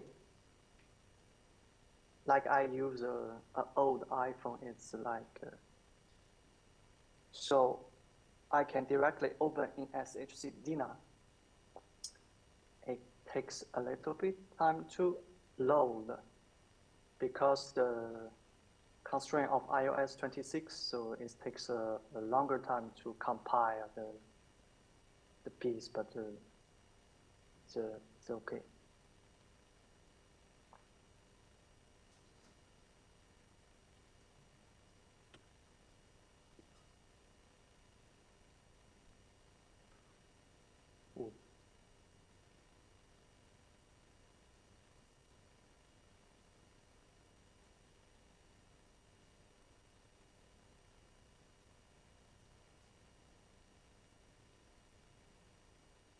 Okay, during the waiting, I can show. So this is the next demo in the environment of FAUST Playground. So it's like this. It's a virtual playground. So I just restart the application because I can feel the heart of the.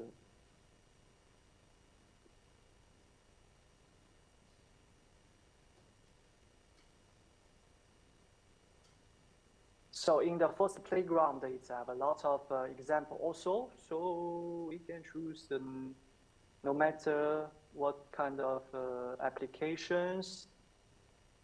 For example, this one. I hope the sound is working. It's the same.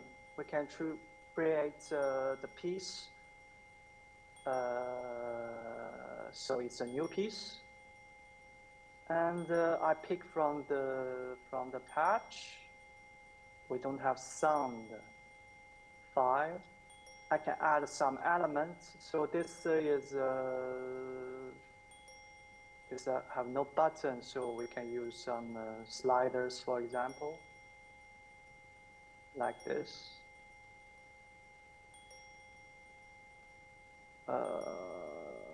And others. River. Okay.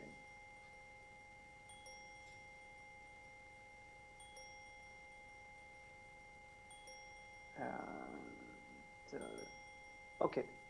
Next. Maybe too much motion control for this one. I don't want, because I already controlled this two, so I disconnect it. I don't want to this also. I just keep the hand. Next.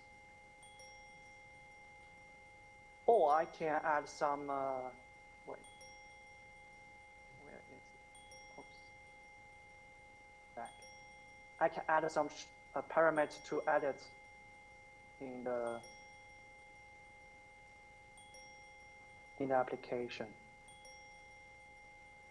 And I can export.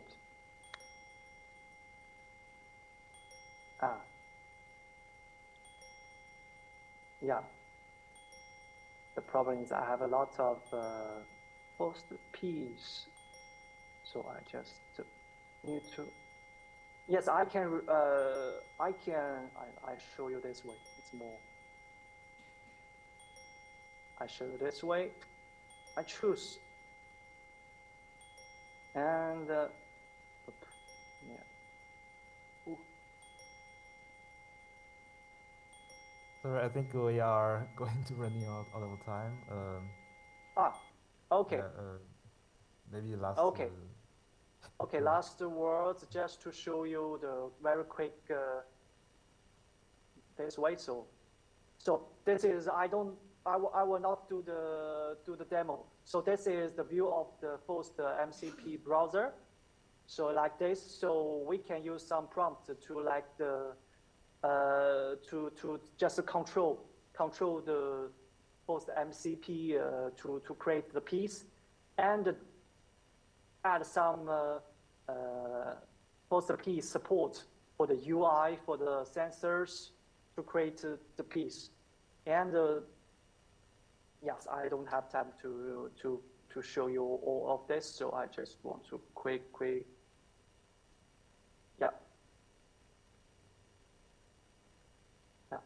Just to so like you say, this is very early ideas. So next step, I want to put this kind of workflow in the real teaching practice, and I hope in the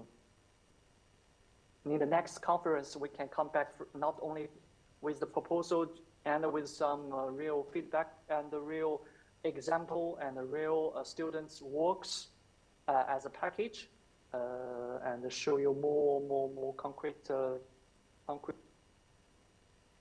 works. So that's all. Okay, thank you, Alan and Xiong.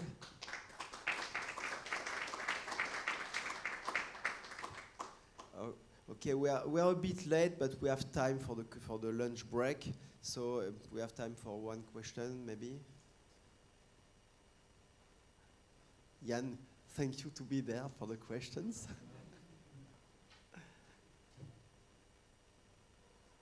Now, again, it's not a question, but it was very nice to see you both, Alan and Xiong, and yeah, I have very good souvenir from the Shanghai Conservatory and the things we did there with Christophe. So I'm wondering, how many users do you think that there are for FAUST in China now, thanks to your courses? Yeah, for me, like all our students are users, maybe for a short time or long term after the course maybe. But I also know that we also have developers out of, like, not from our conservatory, but they are also interested in building blocks, building embedded devices, building new instruments, and they also found FAUST very useful in their case. So yeah, I think that there's a hidden community there need to explore. Okay, and for those who were not aware or didn't listen carefully, Xiong is the author of the FAUST IDE, And we can only thank him for doing that, because it was so useful for FAUST. So thank you, Xiong. Thank you, thank you.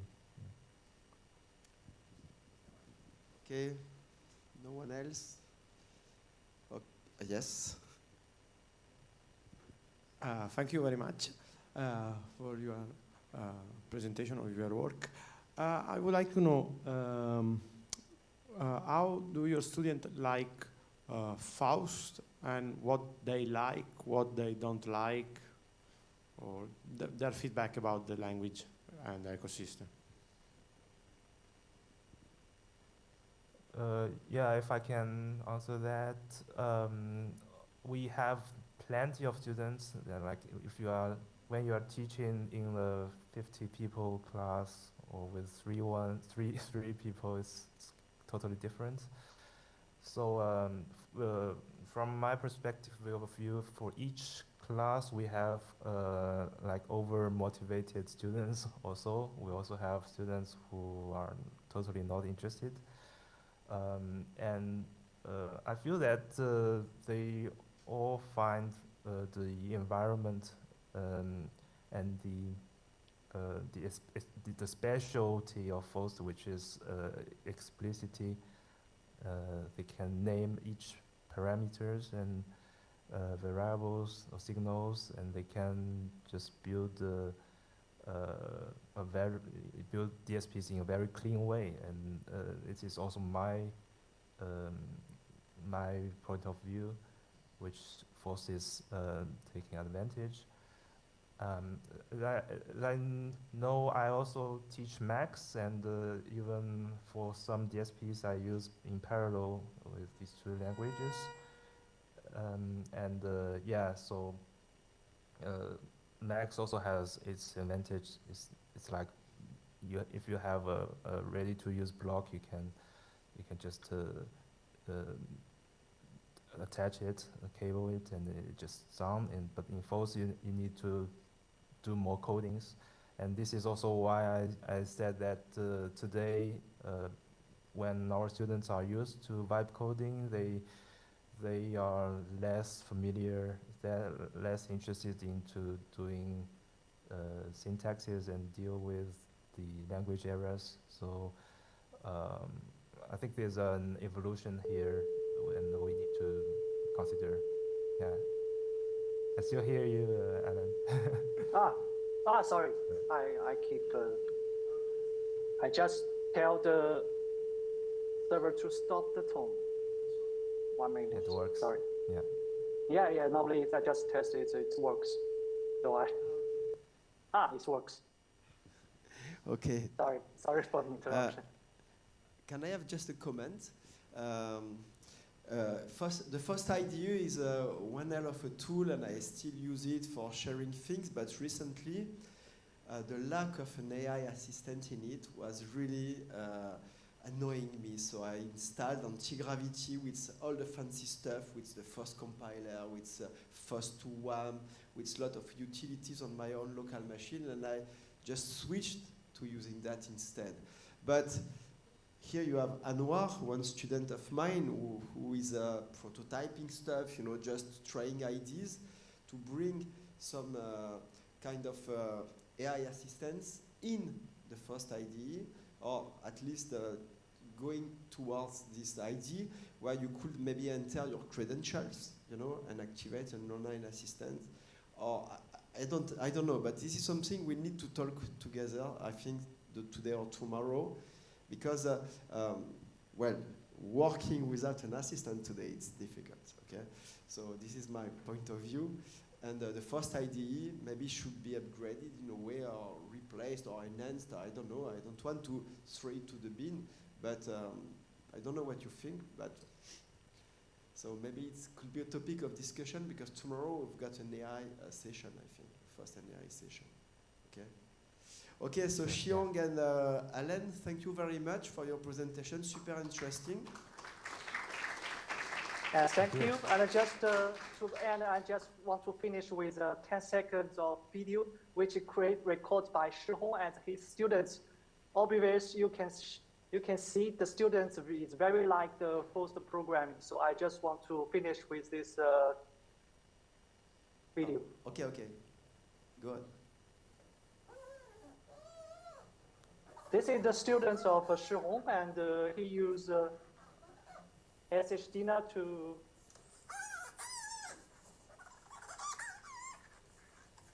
it's kind of feedback from the students just to finish. A lot of fun. You should sell this to children, I think. Make a children application and we will become a billionaire. Why not? The students really seems to enjoy that. Super fun. The idea, so I put in the end. Sorry for the we take too much time, and sorry for that. And that's all. Thank you. Okay, thank you.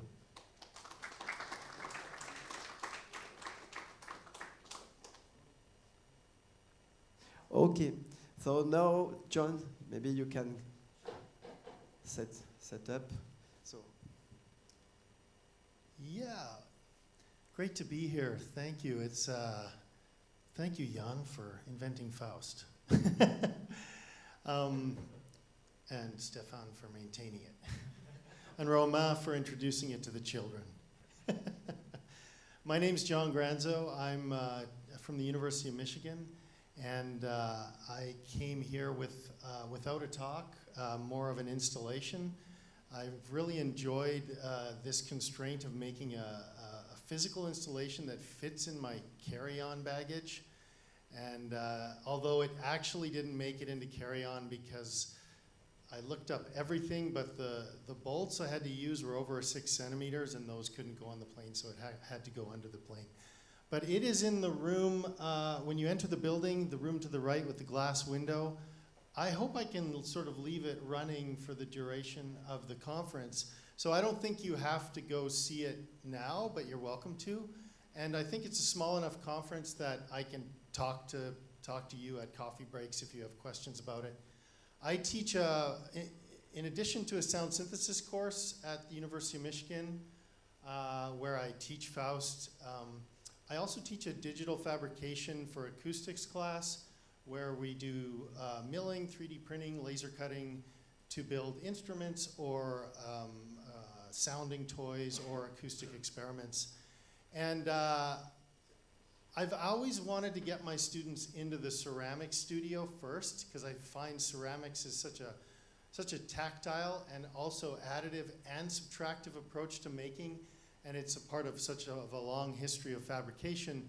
And it would give them a very sort of manual sense of working with materials before they disappear into the digital and get good at CAD and loading projects onto machines, which I find is both a de-skilling process but also a skilling one where they're learning new kinds of skills for making. But I've been getting into ceramics lately to sort of rediscover that side of making, the manual, and I've just found it so fascinating. So another part of my research is combining the physical and the virtual. A few years ago at NIME, I did a workshop called Prototyping NIMEs in VR, using 3D printing objects that are co-located in the virtual space by connecting it to the controller or other kinds of capture.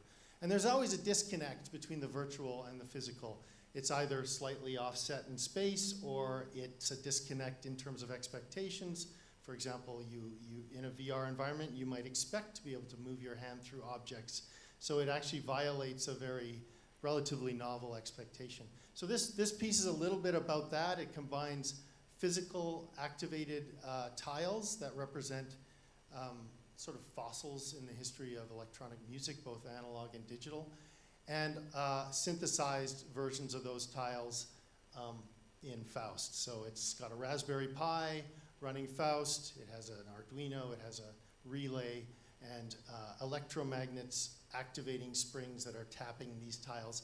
They're not very resonant. This is my first time trying this project, and I plan to make a second version with thinner, more resonant tiles, but you can hear their individual pitches that are determined by the carving in the tile, which is sort of contrasted with the virtual tiles in Faust, which are simulated just as blank tiles. So if you read my program note, there's kind of a metaphor between how rapidly we move to sort of fossilized instruments in our field.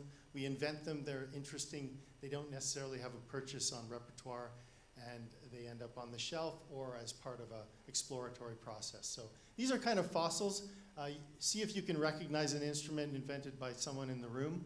No, not to mention any names. I won't cut into your lunch any longer. I'm happy to be in there now if anyone wants to stop by, or you can stop by the room during the conference and talk to me at coffee break. Thank you, everyone.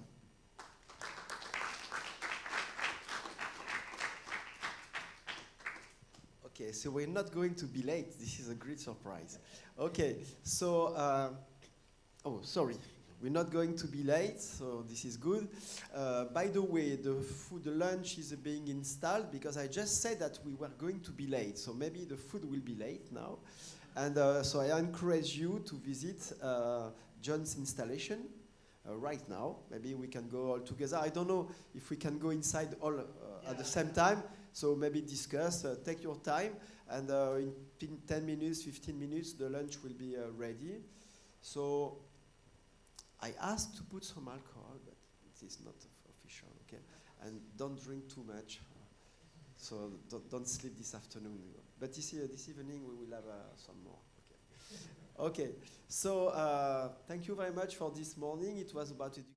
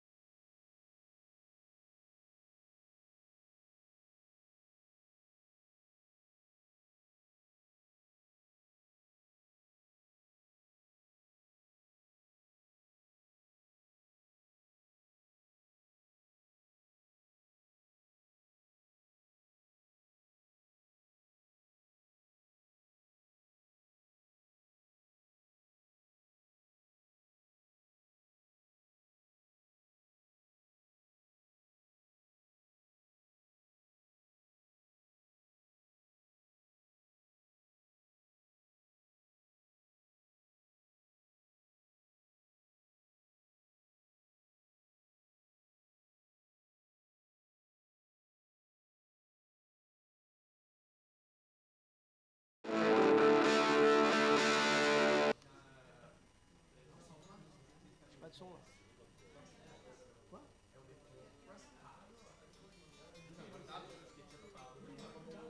C'est pas normal qu'il n'y ait pas de son. Pourquoi il n'y a pas de son? Excusez-moi, pourquoi il n'y a pas de son? T'as pas une console où il y a volume aussi? Non. C'est celle-là, c'est la Scarlett. Attends, je vais prendre le truc, on va voir.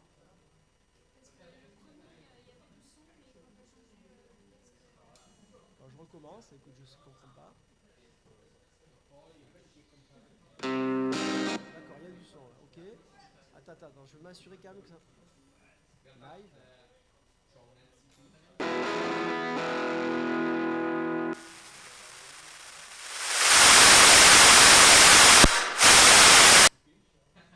Ok, ça marche plus ça. Non, c'est pas ça. Je sais pas. Il n'y a qu'une entrée. Quand j'appuie sur ça, ça marche plus. Pourquoi ça marche plus? Attends, hein. Alors là, c'est bizarre ce qui se passe. C'est qu'en fait...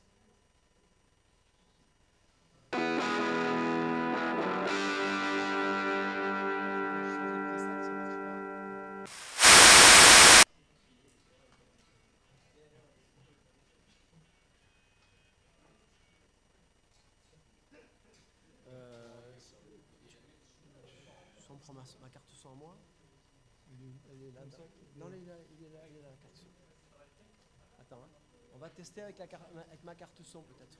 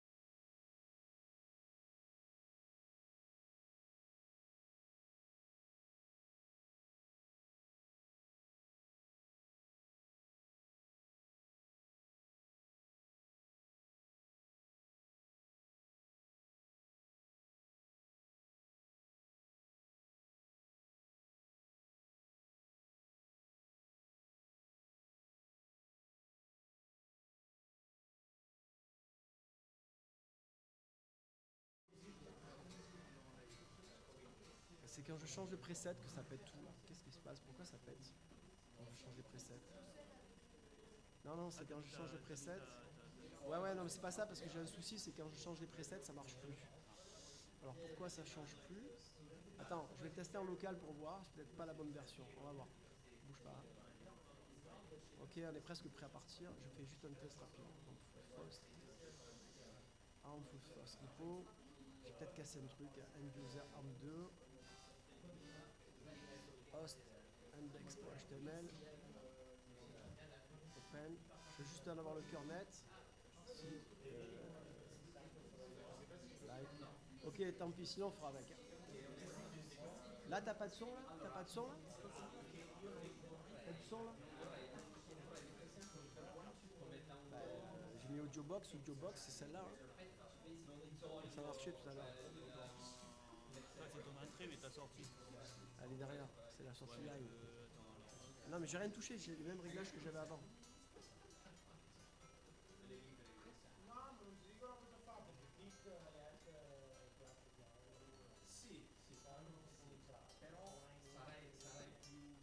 rien touché, je veux dire, tu as juste Non, de non, les changer boutons, la- ils sont tout bons.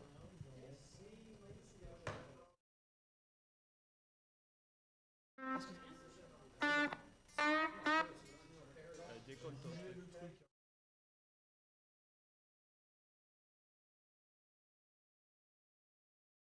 Ouais, c'est bon, là.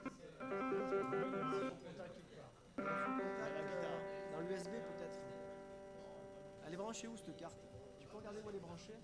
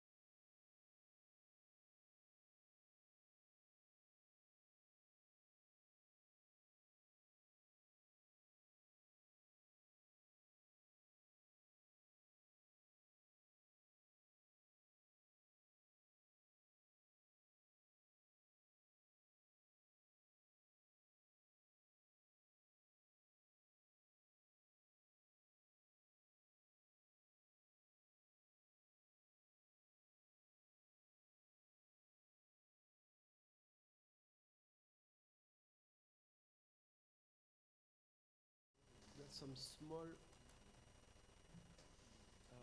Je peux tester avec celui-là peut-être. On va voir si je mets une truc là. On fera avec ça. Ok. So, let's start.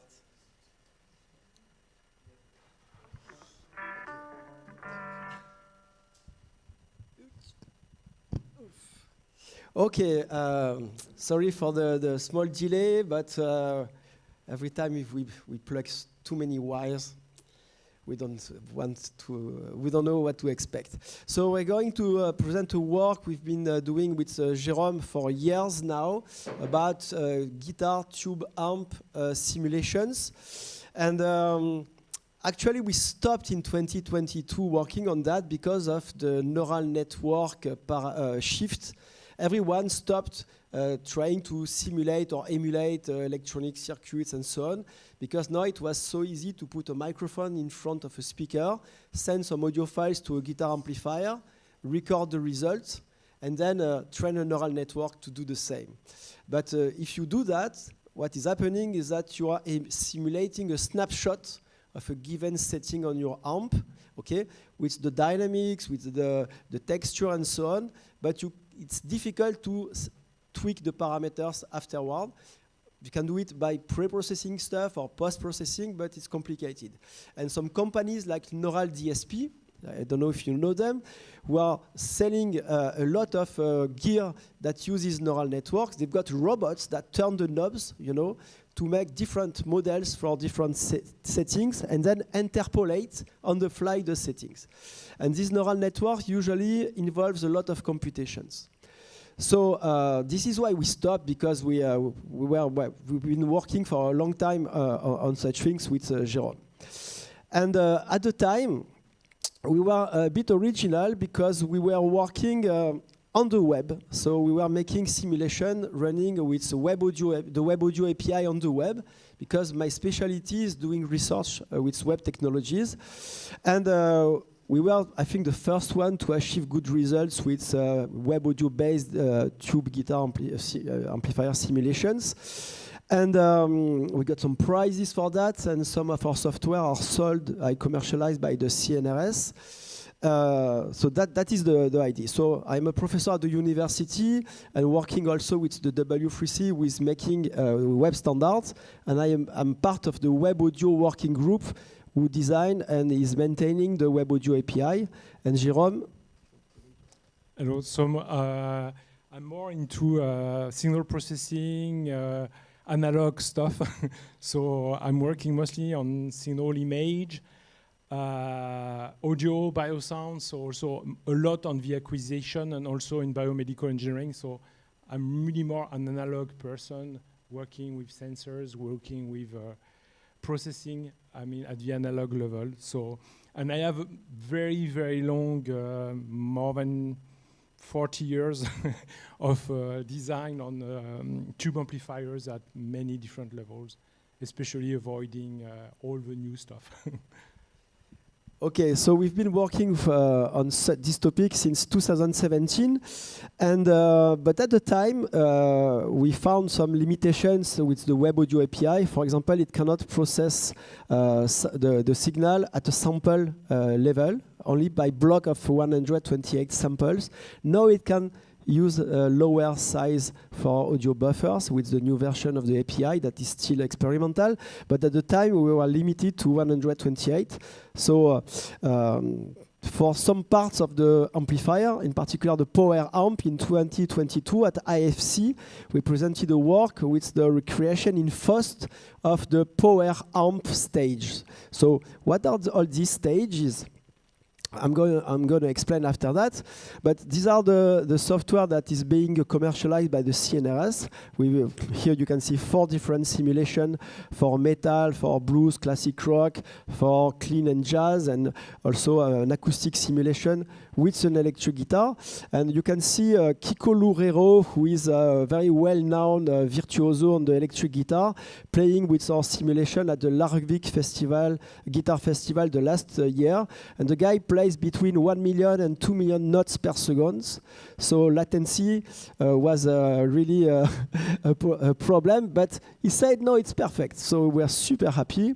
So I can give you an extract. You got the GCM 800 sound.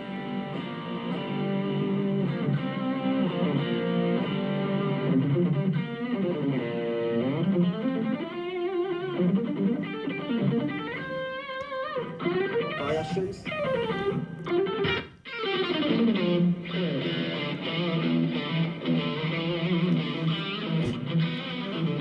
Yeah, and the guy is working also for professional gear makers. You know, he's under, he's a sponsored and so on. And after this, we had a lunch together, and he was super impressed by what we achieved. So in a guitar amp, you got different modules or different parts.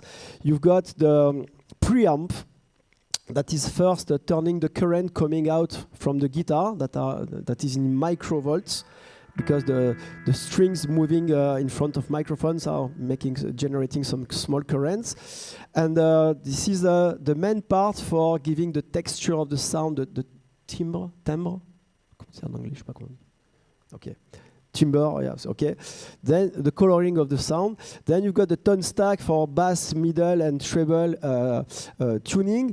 And these are imbricated filters that is super hard to do with the Web Audio API, that can only do things in parallel or in series. But with FAUST, we've got a tone stack lib with super good implementations.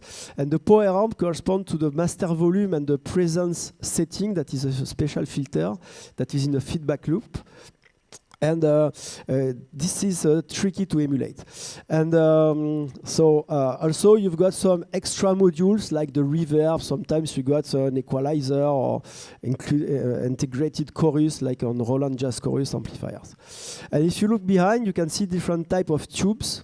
So the preamp is using smaller tubes, several of them, making them sculpting the sound in different stages, you know, amplifying the signal stage by stage with filters between the stage and gain adjustments. And the power amp is using bigger tubes and is doing something a bit differently. Jérôme will talk about it later.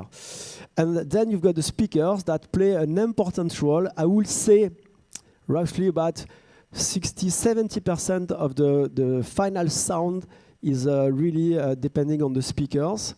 And this is difficult also to simulate because there are different approaches that act like complex filters. So you can use convolution impulse files with some convolutions, or you can use some complicated filters.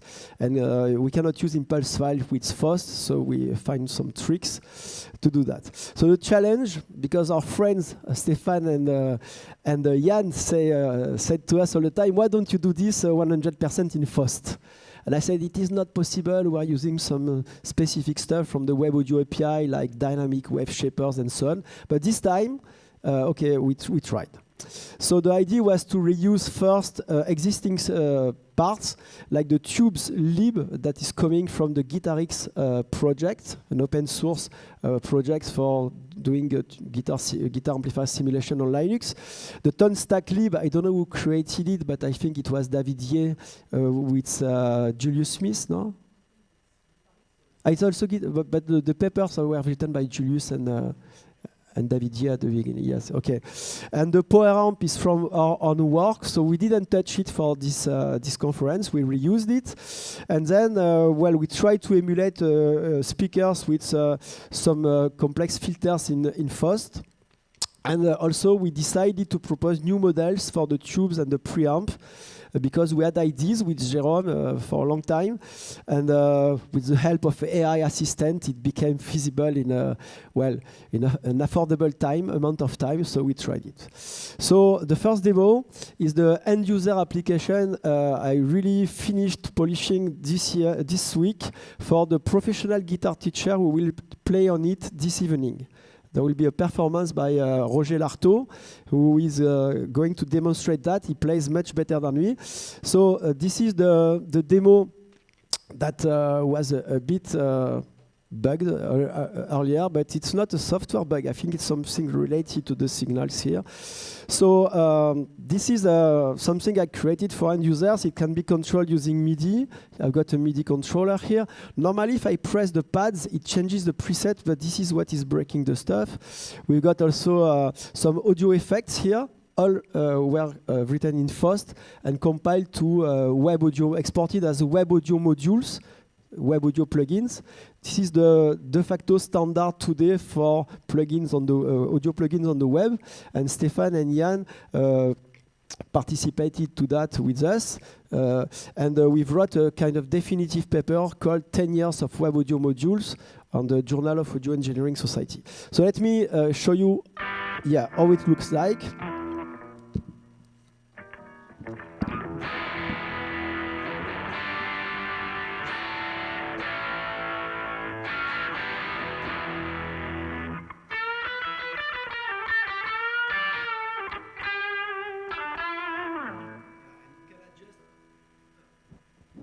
You can adjust plenty of settings, not all the settings, because we've got another application that is a bit complicated, but here you can choose the number of tube stage, the kind of the speaker that you would like. For example, if I take another speaker, you see.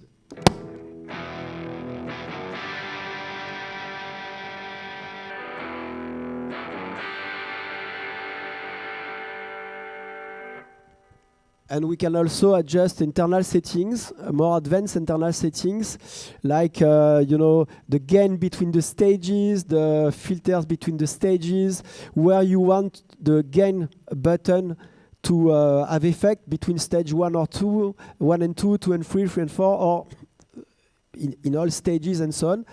And if I reduce that, we can also act on the dynamics, the thing related to when you play, how much feeling you can give to the guitar. For example,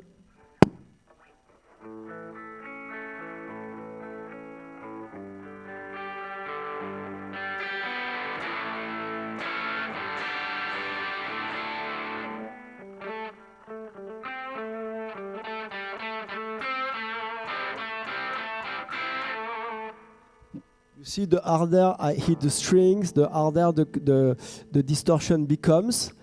We call this the drive, but also the texture of the sound is changing over time. This is subtle, but very important if you play blues or jazz or things like that.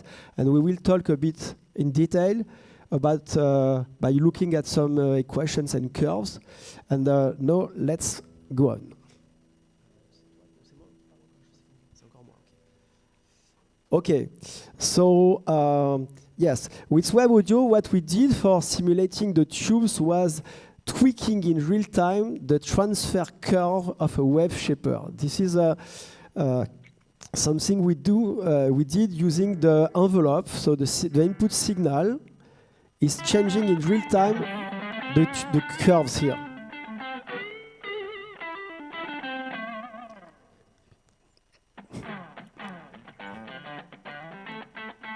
So you saw the left curve, the green curve, changing shape. And this was how, at the time, we tried to simulate the behavior of a tube, because the tube is not one curve, it's an infinity of curves that depends really on a lot of factors, in particular on the way you attack the strings. It changes the behavior. So it's something that mathematically is super complicated to simulate in real time. So this is the approach we had at the time, but it was not possible to do this with FAUST directly. So we had to use some tricks. And what we did this time with the full FAUST implementation is that the first approach was to reuse the tubes model from the Guitarist project that are available, I think, as in FAUST library. So I'm not going into detail because of time, but this thing is detailed in the paper. But what is interesting is that in the model used by Guitarist, there is a feedback loop. And the feedback loop plays an important role when you want to play with dynamics. I mean, this is what has been used in the demonstration partially that I showed, but you can tweak the application for switching from one model to another.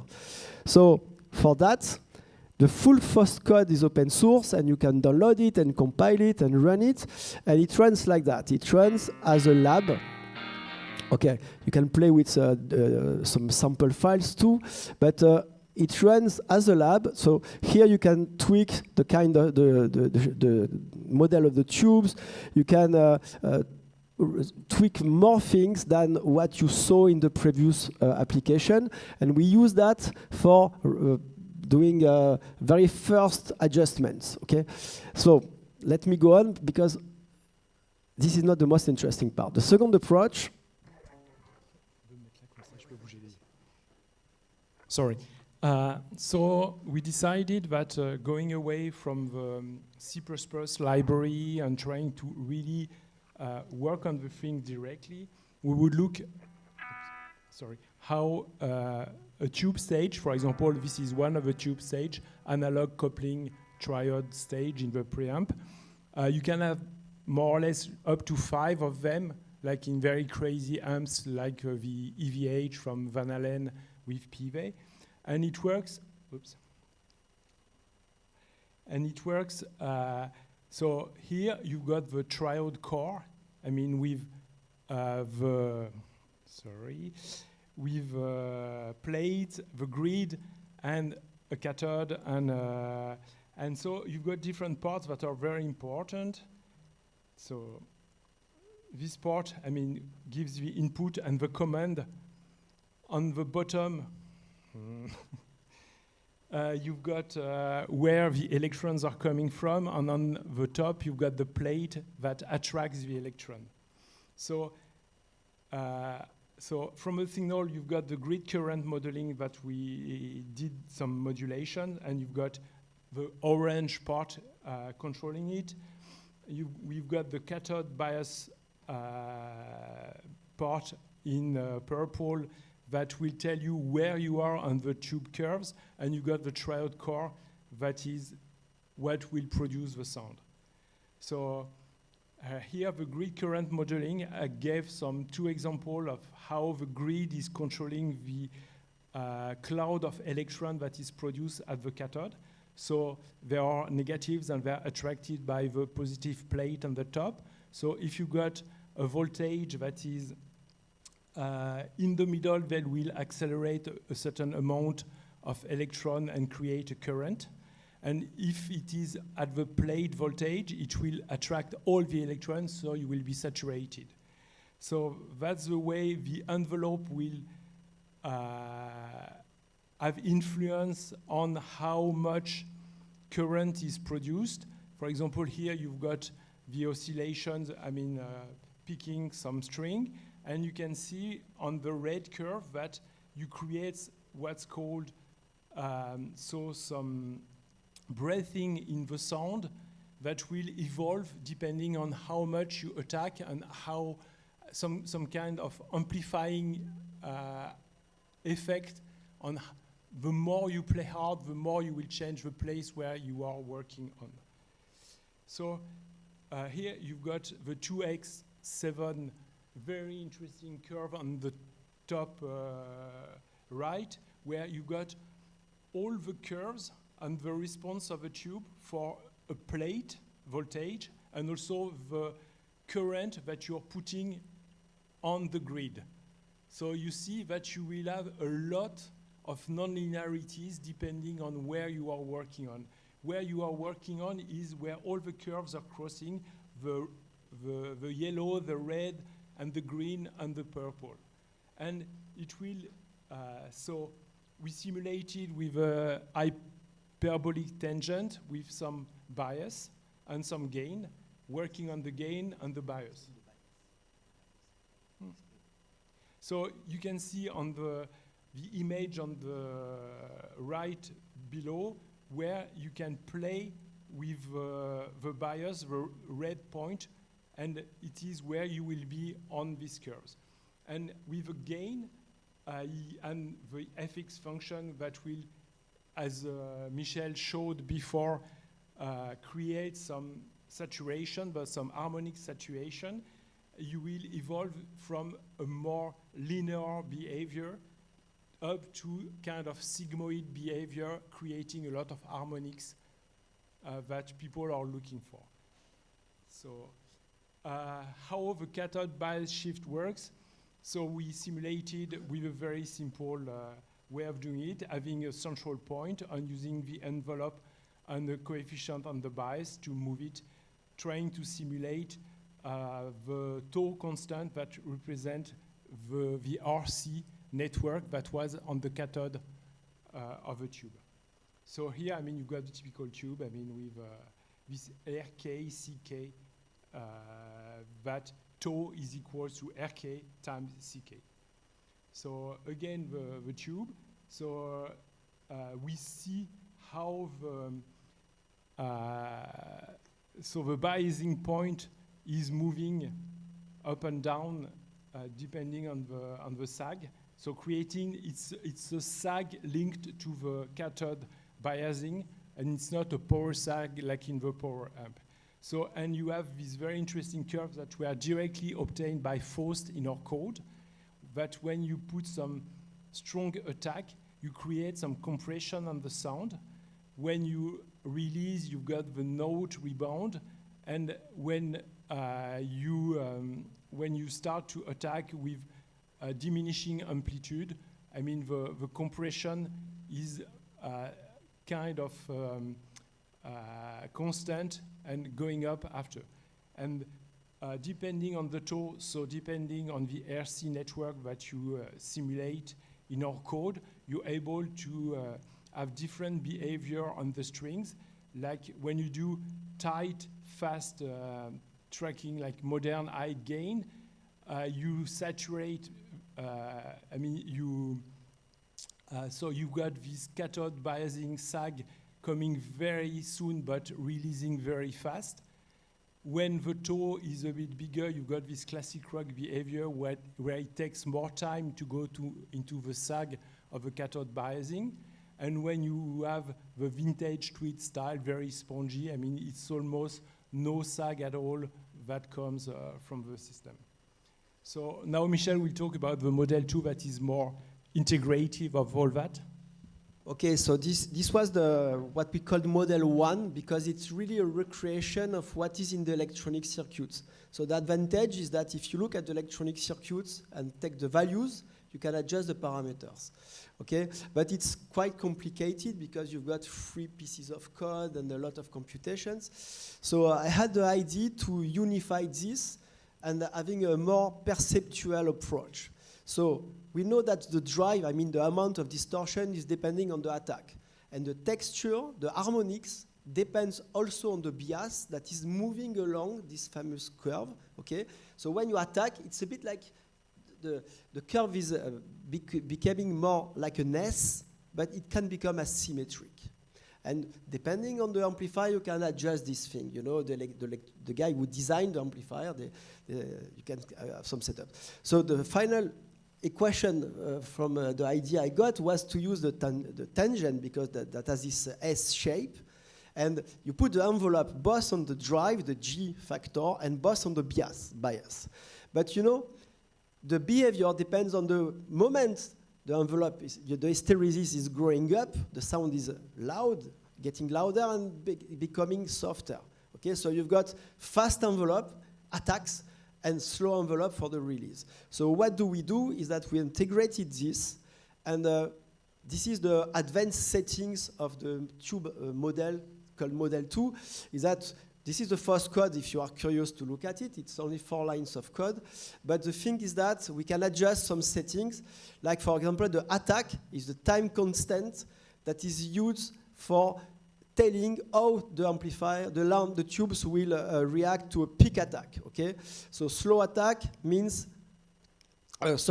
each peak attack modulates the drive instantly if the value here in milliseconds is slow. The release, it's the same.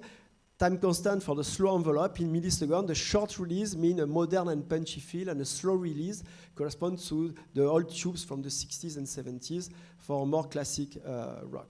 And the same for the rest. This DynF and DynS knobs are for setting how it will react to, for example, if you have a coefficient that is high, it will the drive will drop, the distortion will become clear very fast, or otherwise it will take some time. And when the distortion is becoming slowly into a clean sound, it's called the sag. Okay, but the sag, Jérôme talked about it. Usually we talk about this with the power amp, not with the preamp, because it's a bit more subtle. Okay, so, and also the bias, the asymmetry, the way when you play it will become more asymmetric or less asymmetric, can be also adjusted using this coefficient. So here it's just, I hit the strings, and you see different harmonics, their behavior over time. So I hit the strings, and then the blue harmonic, that is a node harmonic, that is corresponding to warm sound, okay, is decreasing, and the even harmonic is increasing. So just to show that we measured the behavior. By the way, this has been done by compiling the FAUST code to C++, feeding it with input files, analyzing with a Python script and NumPy the results. So it's not just from the equations, it's from real data. And the lab for this version is quite complicated, but this evening Roger Lartaud will play with it because we managed to get better clean sounds with better, better color and better behavior with this model. But I didn't have time to make an end-user application like the first one I played with. So this evening you will have both demonstration with the different models.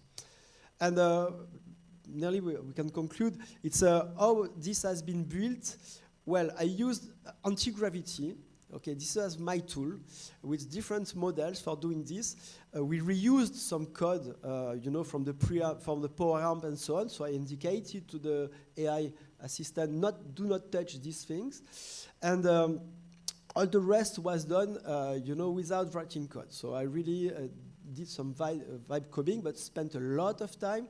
And for each time, tomorrow Jan will present, give a talk where he gave ears to the AI assistant for analyzing what they were doing. I did this by hand, so I generated a bunch of Python scripts. You can see a lot of Python scripts everywhere here. And I generated a lot of plots, and I asked the AI assistant to analyze the plots to give me some feedback. So it was quite interesting, and I kind of developed a know-how with that. So I changed also, all the GUI was done mainly with Gemini Flash for not consuming too many tokens, okay? So for doing web stuff, Gemini Flash is okay. For doing real FAUST algorithm and reasoning, I used Cloud Opus for that. So yeah, it's not perfect, yes. So the objective was to have something that works, and really it went beyond our expectation. I'm really super happy with the result we got in terms of sound and the pleasure of playing. To simulate the speakers, we had some Python scripts that transformed the impulses into FIR filters. That takes a lot of time to compile. I tried the on-demand features with the experimental FAUST IDE, I think. But Stefan told me that he didn't compile to the web audio modules. So I am using, each time I do some work here, you know, I use the FAUST2WAM utility written by Xiongren that takes the FAUST code and compiles directly to something I can run on the web. So for example, the FAUST2WAM, when I run it, it generates things like that. And then I can open the host.index.html, and bam, I've got a running version here. Okay.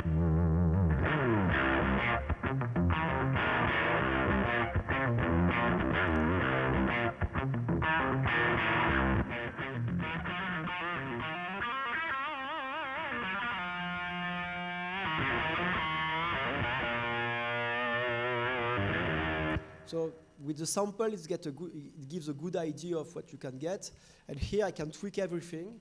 And then I talk to my AI assistant, okay, here is a screenshot, because I couldn't dump the values. Here is a screenshot. I want to use this in this preset.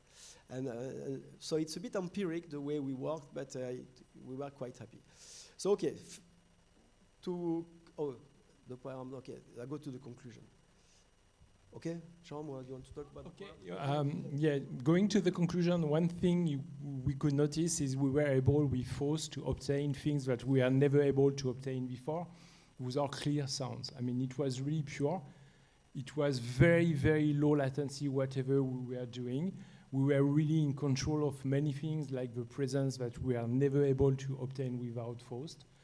So the Web Audio API was a very good thing to start with, but we had to go one step further to be able to achieve something really decent to work with. And now we get a product that really appealing for most of the professionals. So I don't know, Michel, you may go also about the conclusion. Yeah, okay, you will see some, okay, because I love distortion, so I mainly demonstrated it, but this evening you will have some jazz example, some clean sound example, and maybe some crunchy example, but Roger Lartaud is not a metal guy, so I think he will show more clean stuff this evening. Okay, any question? I'm not sure if it's a question, more like trying to understand. Yes. Is this an example of memory, what you just showed? What I'm trying to say is that you said that distortion reacts differently depending on the source material, right? Does it have some sort of memory that it kind of, it's... no, not really. It's a question of available power. Right. It's always a question of available power. When it's power sag, it's the power amp that has not enough power from the global power to be able to produce, to give enough power. So it will also change the point where you are working on the curves of the tubes. Right. So it gives you the distortion because you're moving from one point of operation to another point of operation. When it's on the preamp, it's not the global power, but it's power that's available at this capacitor that's at the cathode of the tube, creating the cloud of electron. Right. So the cloud of electron will change. So it will change completely the shapes of your curves. And depending if you have a very fast, small amount of power, like a small value of capacitor, you will be able to create very fast some effect, but it will return very fast also to equilibrium. So this is the small toe. When you have a big toe, it will take more time to go, to different effects. This preamp sag, that should not be called sag, but anyway, is because, it takes more time because you have to use all this power before you got this effect. But it will take also much more time to replenish this capacitor and to recreate the cloud of electron on the cathode. So we were able to simulate this by FAUST, which is something very physical, very at the electronic level, which we were not able before to do it with the Web Audio API. Did I answer to your question? Yeah. Okay, thanks. Yann, tu peux passer.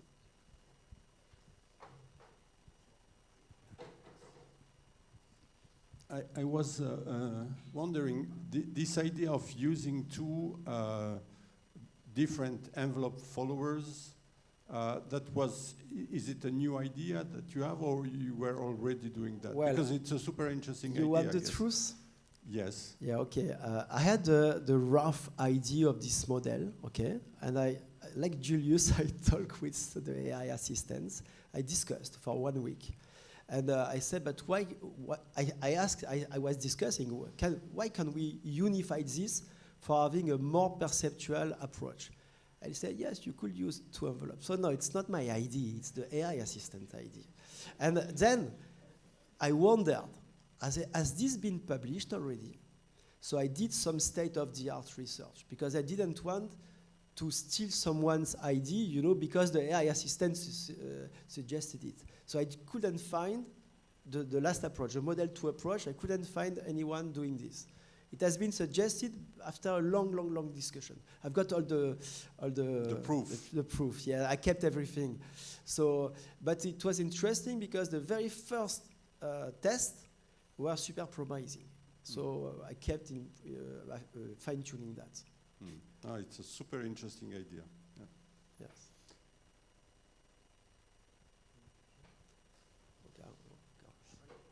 After last question, because of okay, go on. About the envelope follower, wouldn't using a single one when adjusting the attack time and release time yes would work too? And because the two envelope followers sense the same thing, if I understand correctly. Yeah, but we multiply them. Let me go back.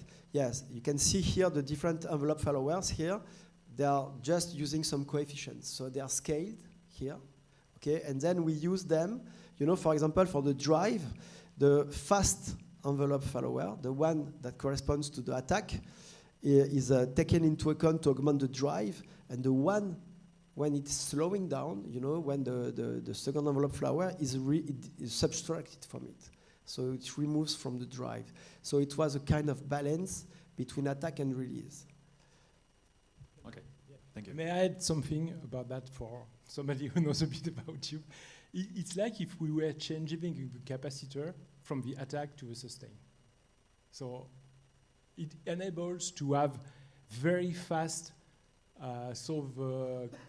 cathode biasing change, but at the same time to maintain it longer because you don't have a small capacitor that is recharging very fast.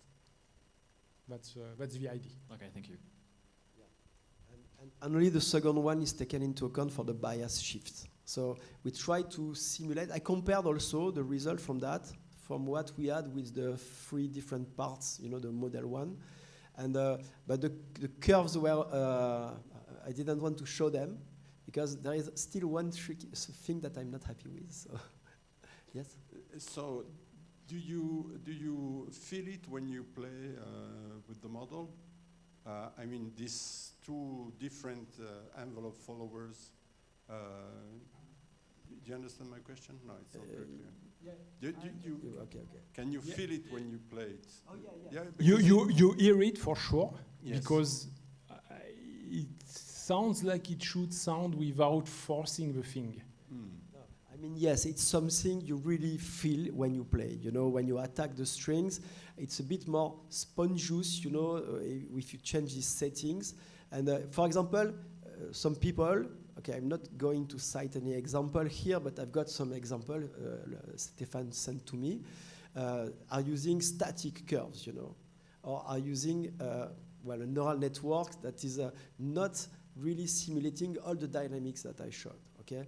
And you can feel the difference. But if you play with only super high gain stuff, like metal stuff, doesn't matter, okay? If you play blues or clean stuff, then it matters a lot. And you can talk with the professional guitarist. He kept telling me this is better than this, and so on and so on. So I kind of adjusted things to please him. But yes, and myself, I can feel it too. Yeah. Okay, maybe we should go on. Okay, thank you very much.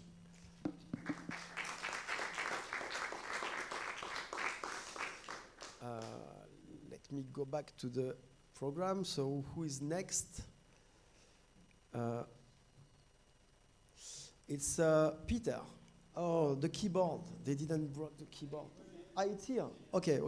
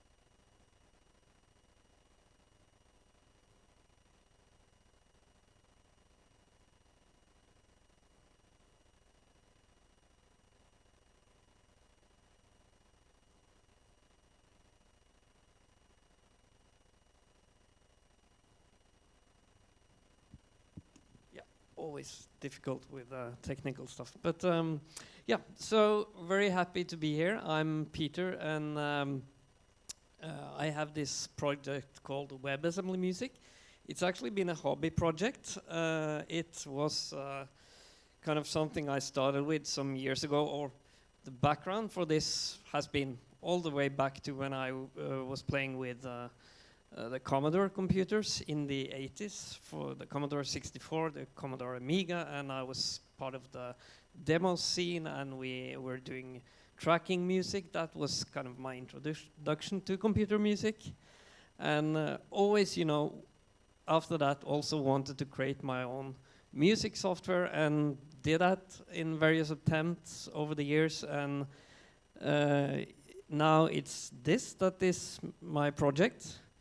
And the kind of, well, this was presented some years ago at the WebAssembly Summit at Google headquarters. It was in 2020. And I think the reason they wanted to have it there was just that it was something different when they had this really high tech, low-level WebAssembly talks, and they just wanted something different. They wanted some music stuff, and some guy over there found my project and thought that this is something we want to present at the WebAssembly Summit. So that's kind of the first time it was presented. And so it's about writing music in code. And there are many such projects. This is not the only one, but I wanted kind of to replicate how to what we see in the MIDI sequencers. So I wanted a way of kind of a domain-specific language, just like FAUST is a domain-specific language. I wanted a language that was connected to writing musical notes. So a MIDI event is typically what note you want to play, at what time, and which velocity. And that's how it started. And I was using other synths. I was just using the first synth I was connecting to this was this Syn Add SubFX. It's a Linux synth, probably many of you know. And just connecting regular JavaScript to it, controlling it. But then with WebAssembly, I also saw the possibility for connecting to actually do the DSP part, to create the code that produce the sounds. So not having any samples at all, but actually render the sound, and to be able to also produce something, these WebAssembly modules that are really tiny. So because that was also something from the demo scene, this thing of having small binaries that you could just play. Like there's competitions about having 4 kilobyte binaries and have quite impressive music coming out of it. So that was also the idea to replicate here with WebAssembly, and just having all of this inside WebAssembly and get music and also a full synthesizer. And yeah, so I think I should just go directly into the app so that you can see it. Let me see. So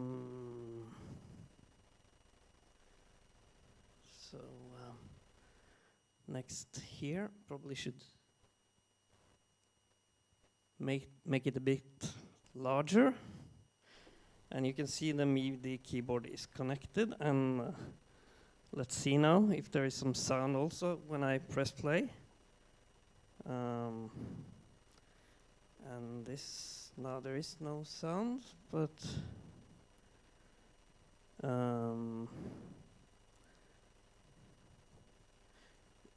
I think the sound might probably need a jack connected to it. That's what we forgot. We need to connect the mini jack, the sound output as well. Yeah, we need sound. Otherwise, this is no fun. So, so while we are getting the sound, I will just also go through the architecture of this. So, because now for this talk, I've added FAUST as well as an input language. So you can actually use, and this was my kind of what I wanted. I want to leverage also all the good, the tremendous amount of effects and synthesizers that are made by the FAUST community, in addition to what I've already kind of made for myself in AssemblyScript, because this AssemblyScript language is a procedural language, very much like TypeScript. It is very well suited with WebAssembly because it compiles very fast. But let's now go back and see if we have sound. And I will press play. And we don't hear any sound, but that might be...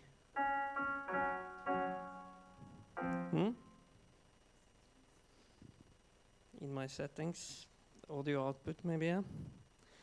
Should be kind of...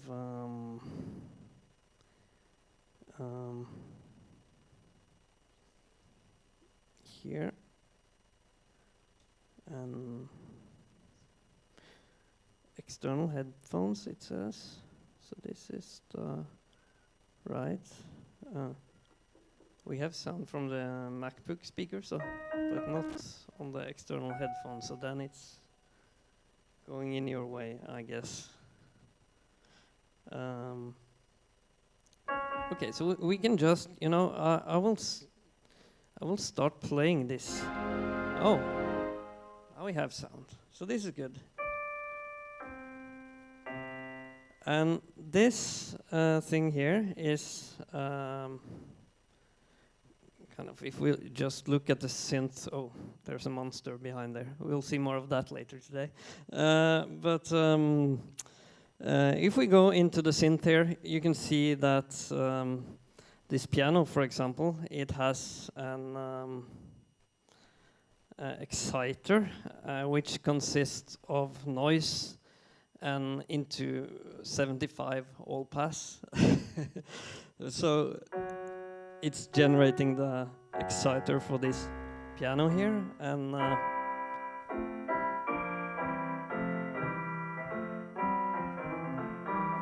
so and you can see also when I kind of just disconnect the feedback loop from the wave guide itself, if I'm just able to, I think it's there. I need a 0 there. And then you only hear the hammer sound, right? And of course, this is very difficult to get right because it still doesn't sound like a real piano. And I've been working a lot with this, and this is also when I thought, okay, I have to look at how people in the FAUST community are doing this, and I understand that this is still nobody has kind of got it quite right, but this is where it started. So now we have it there, and you can also hear there are different sound here as well. You have not the same as your guitars, Michel, but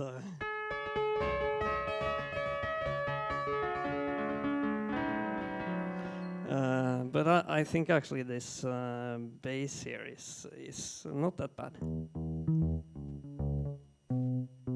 I should. Oh, there we have one octave down. And to play with this also when it comes to just when did we start? Sorry, we started just about time. It's okay, yeah. Good.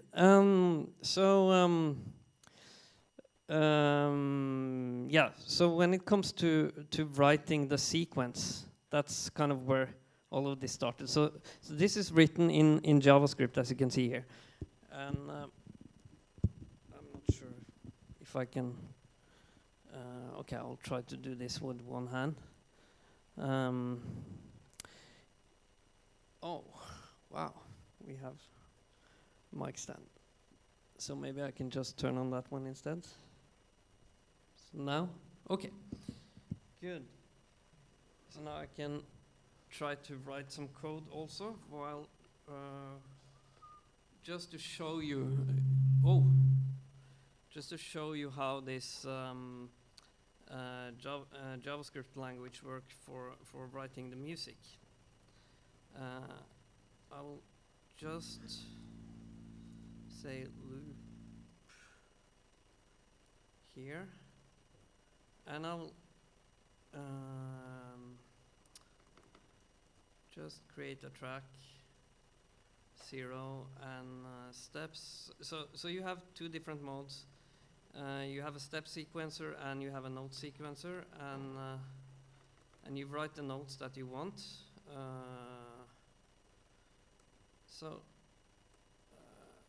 Like this, and then you use this async await that you have in JavaScript to wait for it, and then we should probably hear some. Yeah, so that was those notes, and you could also what you also can do here is to actually record from your MIDI keyboard, and it will record the code of those notes that you are playing. So we'll not spend too much time on that right now. There are many kind of examples on that online, which you can see. But let's move on to the next part, which is the yeah. So this is the story of it, but let's move on to the FAUST part. But I will just explain assembly script first, because what you saw here when I was changing the code for the synth is that it reacts very fast. It compiles very fast when I do some change here in the code. And this is where assembly script is good. It lives entirely in the browser. It does not kind of require any server. So we can run the, unlike you actually can do with FAUST WASM as well. But I believe this is where assembly script as a procedural language, it's very kind of directly connected to WebAssembly syntax itself, then this goes really fast. So we are talking about milliseconds. But I wanted to move on with the FAUST transpiler, and I started up with kind of just taking the C backend of FAUST and creating a transpiler that converted this to assembly script. So let me kind of show you a demo of how this works with the FAUST instruments. So I will change to this song here where we have the DX7. Like this, and let me just play it. And if we stop the sequencer, you can see here that we have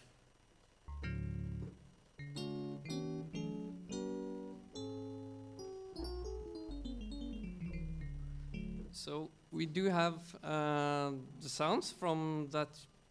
There's someone in this audience who have made this DX7, I think.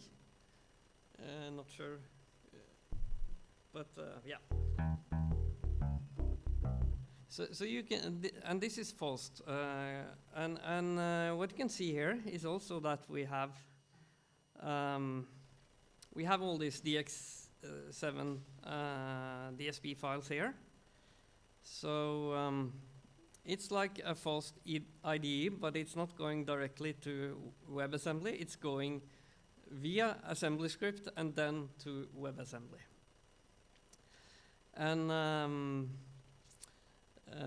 let's take this and break it down. And as you can see here, this is also a different from how the FAUST IDE is wrapped. Here, everything goes into one WebAssembly module. with all of the instruments from this, all of these DX7 instruments now goes into one WebAssembly module. So it's like a multi-timbral synth. You can actually even load, you can export it here as a WebAssembly module, and what you get then is a file that you can load into any DAW, like into Reaper, for example, via a plugin that is written to consume these WebAssembly files. So I will go into the next example, and this is, yeah. So let me show you this example here. And here we can actually try, so if you just play it now, it has some effects here, as you can see. If we now take it apart. So this is the very simple synthesizer that I made. It's the most basic thing you can do, I guess. And let's just play it. So.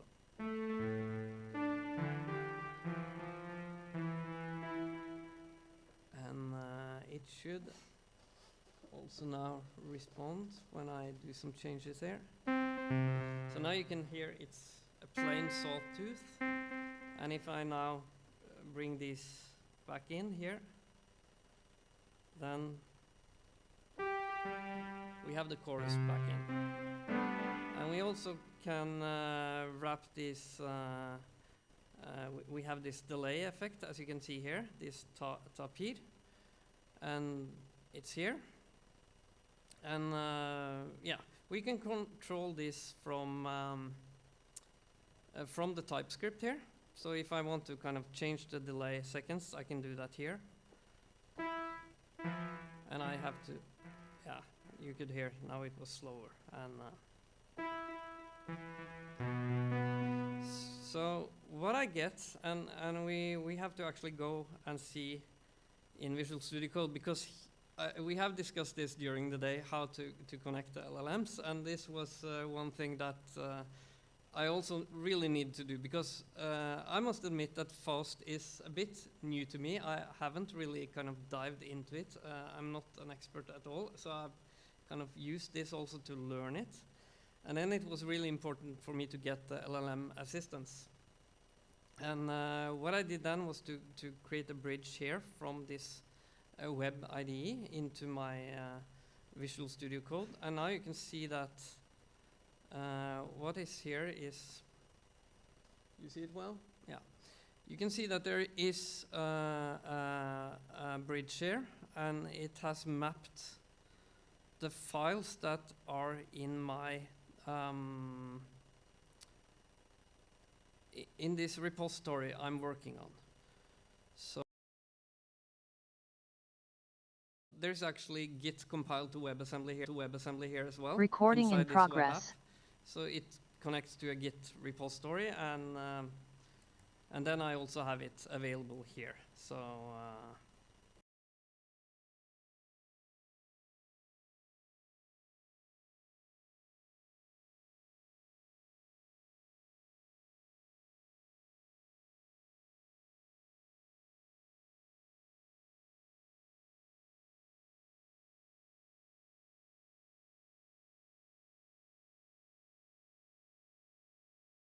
to see the generated TypeScript or assembly script code, which is here.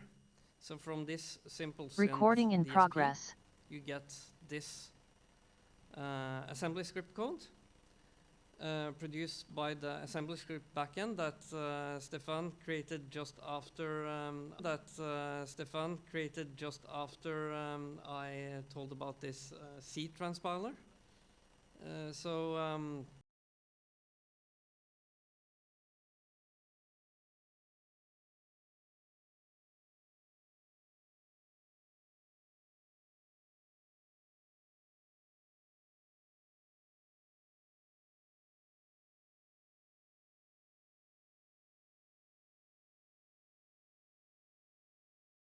we are working on it. So this is also convenient by connecting